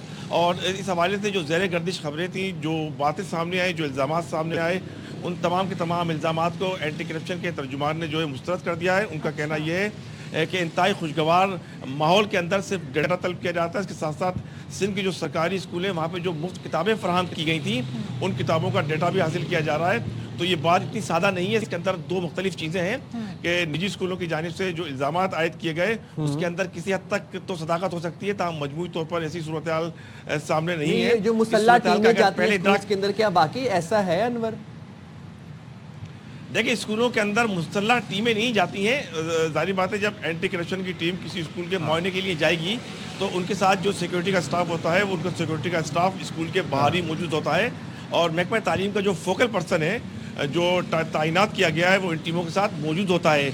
और माजी से लेकर अब तक की अगर बात करेंगे तो निजी स्कूलों की जानिब से किताबों की ख़रीदारी स्कूल से, यूनिफॉर्म की ख़रीदारी स्कूल से, बच्चों के लिए स्वेटर की ख़रीदारी स्कूल से, स्पोर्ट्स किट स्कूल से, यानी वो यूनिफॉर्म और किताबें जो आप मार्केट से लेंगे इंतहाई सख्त निर्ख के ऊपर होंगी। यूनिफॉर्म अगर किसी एक निजी स्कूल का आप ले लेंगे तो वो 8 से 9 हज़ार का आता है। अगर आप स्पोर्ट्स किट की बात करेंगी तो वो 10 से 12 हज़ार की आ जाती है और आम मार्केट के अंदर ये 2 से 2.5 हज़ार का और यूनिफॉर्म 3 से 4 हज़ार का आसानी दस्तियाब होता है। तो एक तवील तरीन सूरत हाल है इस तवील तरीन सूरत हाल के दौरान ये सूरत हाल सामने आई कि जब एतराज़ात सामने आए तो सक्कर बेंच के हुक्म सामने आया है कि इस तमाम तरह सूरत हाल का डेटा जमा किया जाए, और ये मुस्तकिल प्रैक्टिस नहीं है। 12 जनवरी को एंटी करप्शन को अपनी रिपोर्ट जमा करानी है। एंटी करप्शन का जो इदारा है उनको अपनी रिपोर्ट 12 जनवरी को सक्खर बेंच का जो हाई कोर्ट का बेंच है सक्खर का, वहाँ पर जी सबमिट करानी है। लेकिन उससे पहले जो प्राइवेट स्कूल्स हैं उन्होंने जी ऐलान कर दिया कि 8 जनवरी को यौम सियाह है और 9 का हड़ताल है। तो हम पूछ लेते हैं, हमारे साथ मौजूद हैं हैदर अली साहब, all Sindh private schools and colleges association से आपका ताल्लुक है। Thank you so much chairman है आप, बहुत शुक्रिया। हैदर साहब पहले बताइएगा मसला क्या है अगर इन्वेस्टिगेशन हो रही है, अदालती हुक्म पर, अदालती डायरेक्टिव्स पर हो रही है ना ये तो? जी बिस्मिल्लाहिर्रहमानिर्रहीम। सबसे पहले तो मैं आपकी खिदमत में ये गुजारिश करूं कि प्राइवेट स्कूल्स जो हैं वो एक एक्ट के तहत, एक रेगुलेटरी बॉडी के तहत, एक कंट्रोलिंग अथॉरिटी के तहत चलते हैं। ये एक अलग पूरा महकमा है गवर्नमेंट ऑफ सिंध का या हुकूमत पाकिस्तान के किसी भी सूबे में बात अगर की जाए। एंटी करप्शन का ताल्लुक़ जो होता है वो सिर्फ़ और सिर्फ बाय लॉ वो सरकारी अदारों के खुर्द-बुर्द के मामलात हों, इख्तियारात के मामलात हों, प्राइवेट एंटिटीज़ में उनका कोई अमल दखल नहीं होता। इसी तरीके से अब आ जाइए कि ये जो कोर्ट डायरेक्टिव्स हैं, सक्खर बेंच की सिंध हाई कोर्ट की सक्खर बेंच ने जो एंटी करप्शन को कहा है वो सिर्फ इन्वर्टेड कामाज में लिखा हुआ है कि just verification of data provided या submitted by the regional directors private institutions. ठीक है, जो data regional director private institutions ने सक्खर बेंच में जमा करवाया उसकी वेरिफिकेशन। अब मामला ये है कि इन्होंने तमाम रीजनल डायरेक्टर्स ने जो है वो अपने खतूत जारी करके हमारे रीजनल डायरेक्टर प्राइवेट इंस्टीट्यूशंस को कहकर जो है वो स्कूलों के मुआयने शुरू किए हैं। ठीक है, उन्होंने लिस्टें हासिल की। आप क्या चाह रहे थे, फिर वो डेटा कैसे कलेक्ट करते हैं? ठीक है, मैं आपसे अर्ज कर देता हूँ, हम सब तमाम प्राइवेट स्कूल्स अपनी जो हमारी रेगुलेटरी बॉडी है डायरेक्टरेट प्राइवेट इंस्टीट्यूशन सिंध, हम उसमें इन जो फ्री शिप डेटा है उसकी पूरी तफसील जमा करा चुके हैं बार बार। एक बच्चे की वालिदैन की तरफ say that can be tempered, तो वो तो हाँ, खुद मैं आपसे अर्ज कर देता हूँ, हर बच्चे की अलग अलग हमने अंडरटेकिंग, उसका 0 फी वाउचर और उस अंडरटेकिंग में वालिदैन का मोबाइल नंबर, उनका शनाख्ती कार्ड नंबर, उनके घर का एड्रेस, तमाम चीजें मेंशन की हैं। नहीं तो ये प्रूफ कैसे होगा? देखिए आपने अंडरटेकिंग दे दी, लेकिन ये प्रूफ कैसे होगा कि जो बच्चा पढ़ रहा है, जो उसके वालिद हैं, उनको वाकई कम इनकम है, उनकी वो डिजर्विंग कैंडिडेट है इस फ्री शिप के लिए, या किसी को नवाजा गया है? मैं आपसे अर्ज कर देता हूँ कि ये वेरिफिकेशन ऑफ डेटा है।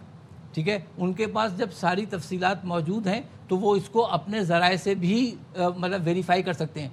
ये भी मैं साथ में कहना चाहता हूँ कि कोर्ट ने उनको वेरिफिकेशन की डायरेक्टिव्स दी हैं, न कि कोई मैकेनिज़्म बना के दिया है। हमारा एतराज़ ये है कि एंटी करप्शन, हमारा डायरेक्टोरेट प्राइवेट इंस्टीट्यूशंस और हम लोग मिलकर एक कोई बावकार बाइज्जत तरीक़ेकार इख्तियार कर सकते हैं। ऐसा मैकेनिज़्म तो अदालत जा सकते थे इस प्ली को लेके।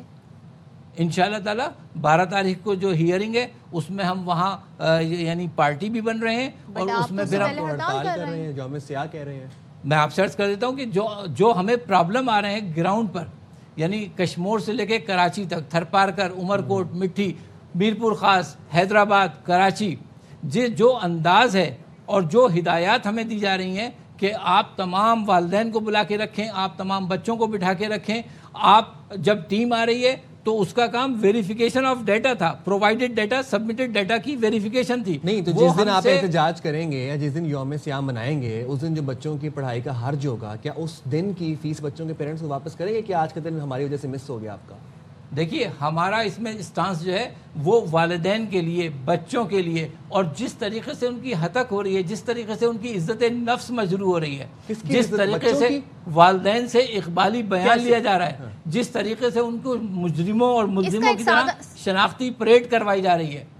और जहाँ तक अनवर साहब ने कहा कि मुसल्ला लोग नहीं आते, मुसल्ला लोग स्कूल के बाहर रुकना अपनी तौहीन समझते हैं, बावर्दी असला बरदार लोग। एक सेकेंड, ये जो आपने شناختی پریڈ کی بات، شناختی پریڈ کیوں ہوگی؟ مطلب کس سے کوئی کمپیریزن تو نہیں ہونا، کوئی وانٹڈ تو نہیں ہے نا جو شناختی پریڈ ہوگی، یہ تو ایک الگ ہی ویریفیکیشن کے نام پر ان کا جو رویہ اور ایٹیچیوڈ ہے سر، لیکن وہ ہو کن لوگوں اینٹی کرپشن ہو رہی ہے، کن لوگوں کی ہو رہی ہے؟ والدین کی. کس وجہ سے ہو رہی ہے؟ فری شپ والوں کی ہو رہی ہے جی. تو سر صحیح نہیں ہو رہی.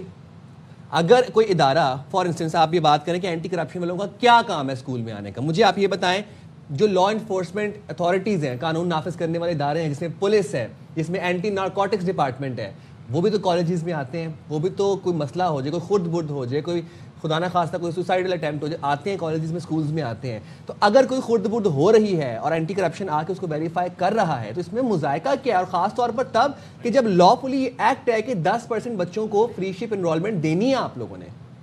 دیکھیے ہم یہاں بات یہ کر رہے ہیں کہ ہمارا ایکٹ، ہماری کنٹرولنگ اتھارٹی، ہماری ریگولیٹری باڈی، ہم ایک دائرہ قانون میں، قانون کے دائرے میں آتے ہیں، ہم اس کے مطابق کام کر رہے ہیں. اینٹی کرپشن کا آپ ایکٹ پڑھیں، اس کے لاس پڑھیں، اس کا ڈومین پڑھیں، وہ کسی طریقے سے بھی ہم اس میں فعال نہیں ہوتے. لیکن کورٹ کی ڈائریکٹیوز جو ہیں ویریفیکیشن آف ڈیٹا کی ہیں، میکینزم تو کورٹ نے نہیں دیا، میکینزم انہوں نے خود بنانا ہے. اچھا ابھی ہمارے پاس کل کراچی کی یہ اطلاع بھی ہے کہ 2 اسکولوں میں مطلب جو ویڈوز ہیں، بیوائیں ہیں، ان سے کہا گیا کہ آپ ڈیتھ سرٹیفکیٹ اپنے والے شوہر کا لے کر آئیں. تو ہم سے ڈیتھ سرٹیفکیٹ، ہم سے ایڈمیشن فارم، ہم سے اسکول کا رجسٹریشن فی اسٹرکچر، ویریفیکیشن میں ظاہر ہے ڈیٹا کی جو ڈیٹا ہم نے پرووائڈ کیا ویریفیکیشن کے لیے یہ ڈاکیومنٹس ریکوائرڈ ہوتے ہیں. اگر آپ نادرا کے جائیں، بینک میں جائیں، پینشنرز کے لیے جائیں تو وہ تمام تر جی پروف آف لائف تک مانگ رہے ہوتے ہیں. اور میں اس میں آپ سے گزارش کروں کہ ہم سے زیادہ اس میں والدین تذبذب کا شکار ہیں. ایک سوال میرا سن لیں، اس کے پاس بڑی مزاحمت ہے. والدین سے ریلیٹڈ میرا ایک سوال سن لیں. والدین اگر ان کو کمپلین ہے، ان کو شکایات ہیں، ان کو لگ رہا ہے کہ جی ان کے ساتھ یہ بیجا ہو رہا ہے، زیادتی ہو رہی ہے، تو والدین سامنے آ جائیں، کوئی لیٹر لکھیں، اس پہ سائن کریں اور وہ آپ کے ساتھ عدالت کے پیپر میں اٹیچ کر کے عدالت میں سبمٹ کرا دیں. That could be the better solution.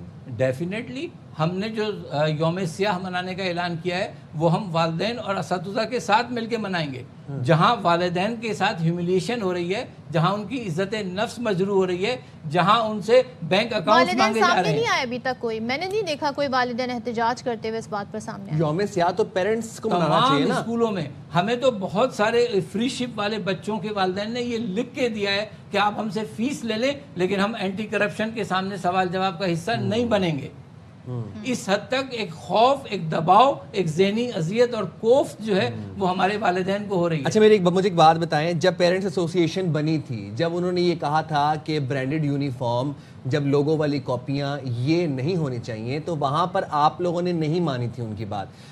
اب جو یہ بات جب فیسوں میں اضافہ من مانی طور پر کر دیا جاتا ہے، تب پیرنٹس ایسوسی ایشن کی بات، پیرنٹس کا کوئی کردار وہاں پر ملحوظ خاطر نہیں لایا جاتا. آج اتنا دکھ ہے کہ آج آپ کہہ رہے ہیں کہ پیرنٹس کو کہ عزت نفس کا مسئلہ بن گیا، تذبذب میں ہے، اور پیرنٹس جو ہے وہ ان کے ساتھ مل کر ہم احتجاج کر رہے ہیں. دیکھیے وہ ایک الگ میٹر ہے اور وہ ایک یونیفارمٹی اور ایک کوالٹی کو میک ایشور کرنے کے لیے ہماری گائیڈ لائنز ہوتی ہیں، وینڈرز ہوتے ہیں، یہ ایک بزنس کے ساتھ دوسرے بزنسز الائیڈ ہوتے ہیں. اس سے ہمارا کوئی لینا دینا نہیں ہے. نہ یونیفارم ہمارا بزنس ہے، نہ کتابیں ہمارا بزنس ہے، نہ کاپیاں ہمارا بزنس ہے. سر یہ آپ کیسے کہہ سکتے ہیں بزنس ہے؟ یہ تو بچوں کو کہہ دیا جاتا ہے آپ نے سردی میں سویٹر بھی جو ہے نا ہمارے ہی مقرر کردہ دکان سے خریدنی، کہیں اور سے نہیں تو اس بچے کا سویٹر سردی میں اتروا دیتے ہیں، اس کو بیٹھنے نہیں دیتے ہیں کلاس میں. تو یہ تو بچوں کے ساتھ پیرنٹس کے ساتھ بڑی زیادتی ہے. میں آپ سے عرض کر دیتا ہوں، اگر 1000 اسکولوں میں سے، ہزاروں اسکولوں میں سے اگر کوئی اکا دکا آتی ہے، سر ہر پرائیویٹ اسکول کا یہ مسئلہ ہے. سر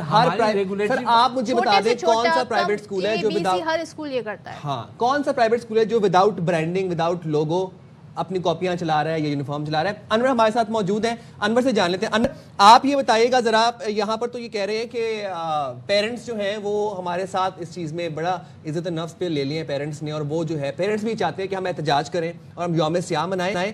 کیا واقعی والدین کا بھی یہی مطالبہ ہے کہ ہم ایک دن کا خرچ کرائیں اپنے بچوں کا اور سارے مل کے یوم سیاہ منائیں؟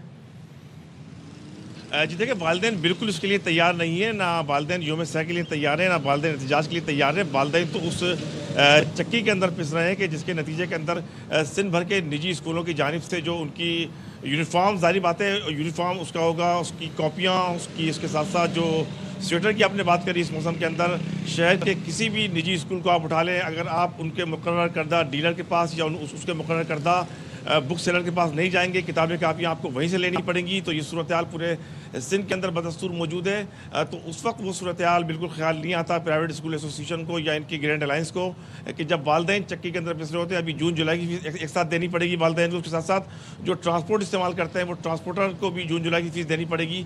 तो ये सारा का सारा माली बर्डन वालदैन के ऊपर आता है।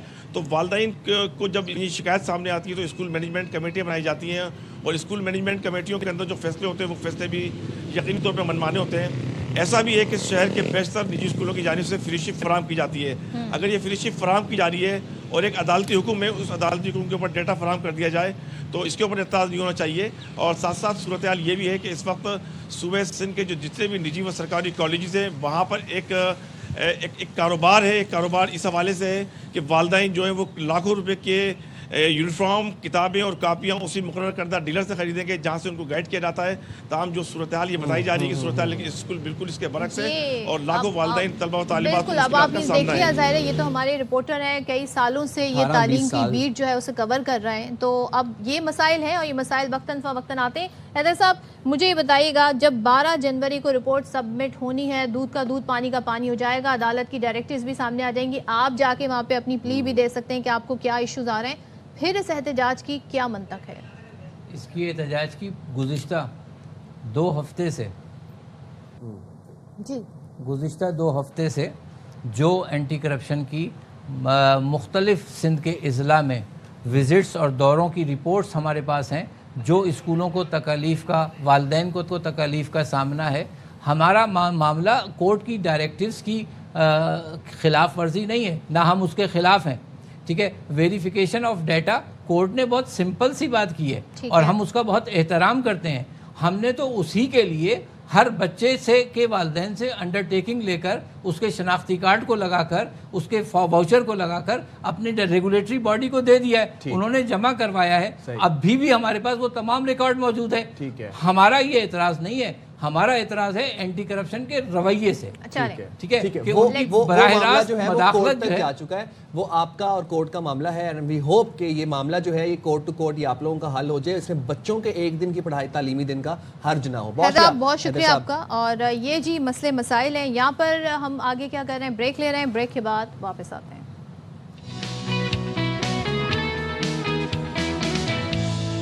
वेलकम बैक जनाब। और सर अब आपको आज मिलवाने जा रहे हैं हम पाकिस्तान के ताकतवर आर्म रेसलर उस्मान बट से, जिन्होंने एशियन आर्म रेसलिंग चैंपियनशिप में तारीख रकम कर दी है।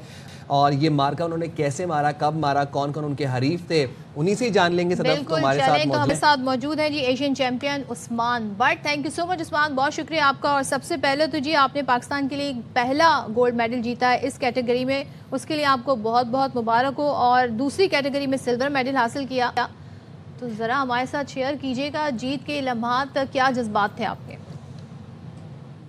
जी अस्सलाम वालेकुम, बहुत बहुत शुक्रिया कि आपने शो में बुलाया। और अल्हम्दुलिल्लाह ये पाकिस्तान की हिस्ट्री का आर्म रेसलिंग में पहला गोल्ड मेडल है जो अल्हम्दुलिल्लाह एशियन आर्म रेसलिंग में मैंने हासिल किया, जो कि दुबई अजमान में हुई थी।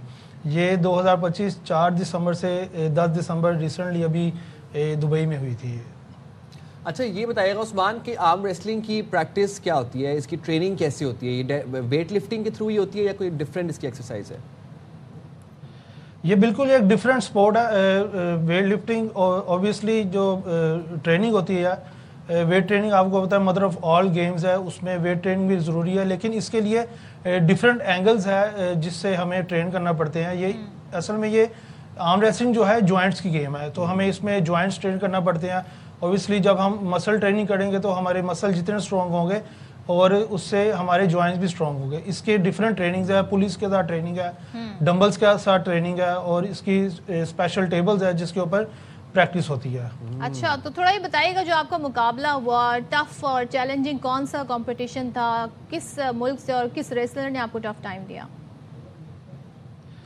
जी ये असल में ना एशियन आर्म रेसलिंग चैंपियनशिप थी जो कि अजमान में हुई थी। इसमें 15+ कंट्रीज थे और सबसे जो इसमें टफेस्ट जो खिलाड़ी थे वो काज़िकिस्तान के। उसकी वजह यह है कि उसकी ये کازکستان کی یہ مدر گیم ہے, ان کا نیشنل گیم ہے, جس کی وجہ سے ان کے پلیئر جو ہے بہت اسٹرانگ ہوتے ہیں. اور اس کے میں جو ہے سب سے جو اسٹرانگسٹ جو کمپٹیشن تھا وہ کازکستان کے ساتھ. ہمارا تو مدر گیم ہاکی ہے, مطلب حالات اس میں پتہ نہیں کیا ہے. خیر اسمان یہ بتائیے گا کہ اب آبویسلی جب آپ لوگ کھیلتے ہیں, بہت سے ممالک کے بہت سے کھلاڑی ہوتے ہیں, کچھ لیفٹ ہینڈڈ ہوتے ہیں, کچھ رائٹ ہینڈڈ ہوتے ہیں, تو اس اسپورٹ کے اندر آپ کو دونوں ہاتھوں کی ٹریننگ کرنی پڑتی ہے یا پھر ایک مخصوص ہاتھ ہوتا ہے؟ جی بالکل, اس میں ہوتا یہ ہے کہ یہ دیکھنے میں تو یہ لگتا ہے کہ یہ صرف بازو کی ٹریننگ ہے, لیکن ایسا نہیں ہے. یہ ہیڈ ٹو ٹو یہ پوری ٹریننگ ہوتی ہے. اس میں رائٹ میں بھی کمپٹیشن ہوتا ہے اور لیفٹ میں بھی ہوتے ہیں. دونوں کیٹیگریز میں اس کی ہاتھوں کی جو ہے وہ کمپٹیشن ہوتے ہیں. اچھا, تو آپ کتنے عرصے سے ہیں اس میں اور انتخاب کیسے کیا کہ جی میں نے اسی اسپورٹس میں جانا ہے؟ بالکل, سٹارٹ میں تو جب اسکول کالج میں تو سب کو شوق ہوتا ہے اپنا زور آزمانے کا, لیکن اس میں یہ ہے کہ 2009 میں جب مجھے پتہ چلا کہ یہ اس کی آفیشیل فیڈریشن ہے, پاکستان آرم ریسلنگ فیڈریشن, جو کہ 2009 میں بنی, مسٹر کیسر خان صاحب نے اس کی بنیاد رکھی تھی, تب مجھے وہاں پہ پتہ لگا کہ یہ ایک آفیشیل پلیٹ فارم ہے کہ جو پلیئرز کو پلیٹ فارم مہیا کری ہے, جو کہ نیشنل اور انٹرنیشنل لیول پہ جا کے اپنی جو ہے وہ طاقت آزما سکے اور پاکستان کے لیے کھیل سکے. اور اس میں اب تک فیڈریشن نے جو ہے وہ 4 نیشنلز, ریسنٹلی اس نے 12th ایڈیشن فخر پاکستان اور 10th جو ہے مسٹر پنجاب کروا چکے ہیں. اس میں پنجاب یوتھ فیسٹیول میں بھی الحمدللہ میں نے گولڈ لیا, اور 2015 میں انڈو پاک چیمپئن شپ ہوئی تھی لاہور میں ایوان اقبال میں, وہاں پہ بھی الحمدللہ 2015 میں گولڈ لیا تھا. اور پھر اس کے بعد یہ پروفیشنل کریئر جو ہے میں نے 2009 سے سٹارٹ کیا, اور اب تک الحمدللہ 4 time consecutive national gold medalist, Indo Pak championship میں گولڈ میڈل حاصل کیا, اور پنجاب یوتھ فیسٹیول میں بھی گولڈ لیا, اور ریسنٹلی اب جو ہے اجمان میں جو ایشین کپ ہوئی ہے اس میں الحمدللہ گولڈ میڈل حاصل کیا, اور جو کہ پاکستان میں پہلی بار الحمدللہ آرم ریسلنگ کی ہسٹری میں گولڈ لیا. اچھا بٹ صاحب, ایک چیز ذرا میں جاننا چاہ رہی تھی, ہم تو بچپن میں ہی کھیل کھیلتے ہیں, ابھی بھی کھیل لیتے ہیں, وہ تو ظاہر ہے ایسے ہی شغل لگاتے ہیں, لیکن آپ تو اس پروفیشن میں ہیں, تو اس کے لیے طاقتور ہونا زیادہ ضروری ہے یا اسکلز میٹر کرتی ہیں؟ جی بالکل, اس میں ڈیپینڈ کرتا ہے کہ ظاہر سی بات ہے اس میں طاقت بھی بہت میٹر کرتی ہے اور ٹیکنیکس بھی ہے. ظاہر سی بات ہے جب آپ میں طاقت ہوگی تو آپ ٹیکنیک لگا سکیں گے, اور جب ان دونوں کا کمبینیشن ہو جائے گا تو وہ تو پھر سونے پہ سہاگا ہو جاتا ہے. اس میں دونوں چیزیں ساتھ ساتھ لے کے چلنا پڑتی ہے, اس میں طاقت بھی ہے اور ٹیکنیکس بھی ہے, اور اس میں ڈفرینٹ ٹیکنیکس ہے, ہک ہے, ٹاپ رول ہے, اور ہر ٹیکنیکس کو لے کے پلیئرز اپنے مطابق ٹرین کرتا ہے, اور پھر وہی ٹیکنیک کمپٹیشن پہ وہ اپلائی کرتا ہے. اور ہلکی سی بھی اگر آپ کی ٹیکنیک میں کوئی ذرا سا مسئلہ بھی آ جائے, کوئی پریسائز بھی اگر اوپر نیچے لیفٹ رائٹ چیزیں ہو جائے تو بڑی سویئر انجری بھی ہے اس کی. ذرا یہ بھی بتائیں ہمارے ویورز کو کہ آپ کا جوائنٹ نکلنے کا خدشہ بھی ہوتا ہے. جی بالکل, اوبیسلی چانسز آف انجریز تو ہر گیم میں ہے, لیکن اس میں یہ ہے کہ اس انجریز کو ہم کم کر سکتے ہیں. وہ اس طرح سے کہ اگر ہم جوائنٹس کی گیم ہے تو اپنے یہ شولڈر لیٹس وغیرہ بالکل ہمارے ساتھ ہونے چاہیے, یہ بھی ایک ٹیکنیک کا حصہ ہے نا. تو ہلکا سا بھی اگر ہمارا شولڈر آؤٹ آف وے جاتا ہے یا ایلبو ادھر ہوتی ہے تو اس میں میجر انجری کی طرف ہم جا سکتے ہیں, اور اس میں یہی ہمیں خیال رکھنا پڑتا ہے کہ ہمارے اینگلز غلط نہ ہو, جو اینگل ہم کھیل رہے ہیں اس کو لے کے ہم چلیں اور اس کے مطابق ہم کھیلیں, تو پھر چانسز آف انجریز جو ہے وہ کم ہو جاتی ہے. آگے آپ نے کیا گول سیٹ کیے ہوئے ہیں, کہاں تک جانا ہے؟ ویسے جو آپ نے میڈل جیتا ہے, کوئی اس کے وننگ پرائز بھی ہوتے ہیں, ذرا وہ بھی شیئر کیجیے گا, کیا ہوتا ہے؟ بالکل, آگے انشاءاللہ پاکستان کے لیے انشاءاللہ ایشیا تو گولڈ ہو چکے ہیں, لیکن انشاءاللہ آگے کوشش ہے کہ ورلڈ میں جا کے بھی پاکستان کا نام روشن کریں اور پاکستان کے لیے گولڈ لے کے آئیں. اور رہی بات وننگ پرائز کی, تو اس میں بتا دوں کہ اس میں وننگ پرائز جو ہے وہ بالکل نہیں تھا, کچھ بھی نہیں تھا وننگ پرائز, نہ ہی وہ انٹرنیشنل وہاں پہ جو کھیلے ہیں اور نہ ہی اپنی حکومت کی طرف سے, سوری ٹو سے. ہاں نہیں, آپ بالکل کہہ سکتے ہیں, اور جب سپورٹس کو ہم چاہتے ہیں آگے بڑھے تو ہمیں پھر اپنے لوگوں کو اپریشیٹ کرنا بہت ضروری ہے, ان کے ریوارڈ بڑا میٹر کرتا ہے, موٹیویشن ہوتی ہے. تھینک یو سو مچ عثمان صاحب, ہم کہیں گے آپ ایسے ہی آگے اپنا نام بنائیں, پاکستان کا نام بنائیں. میں ٹیکنیک بتا دیتی ہوں, جو بچے گھروں میں خالاؤں کے ساتھ کھیل رہے ہوتے ہیں, باتوں میں لگا دیں, سوال پوچھنا شروع کریں, ہار جائیں گے. ہمیں دیں اجازت جناب, اپنا بہت خیال رکھیے گا. اللہ حافظ. پاکستان زندہ باد. زندہ باد.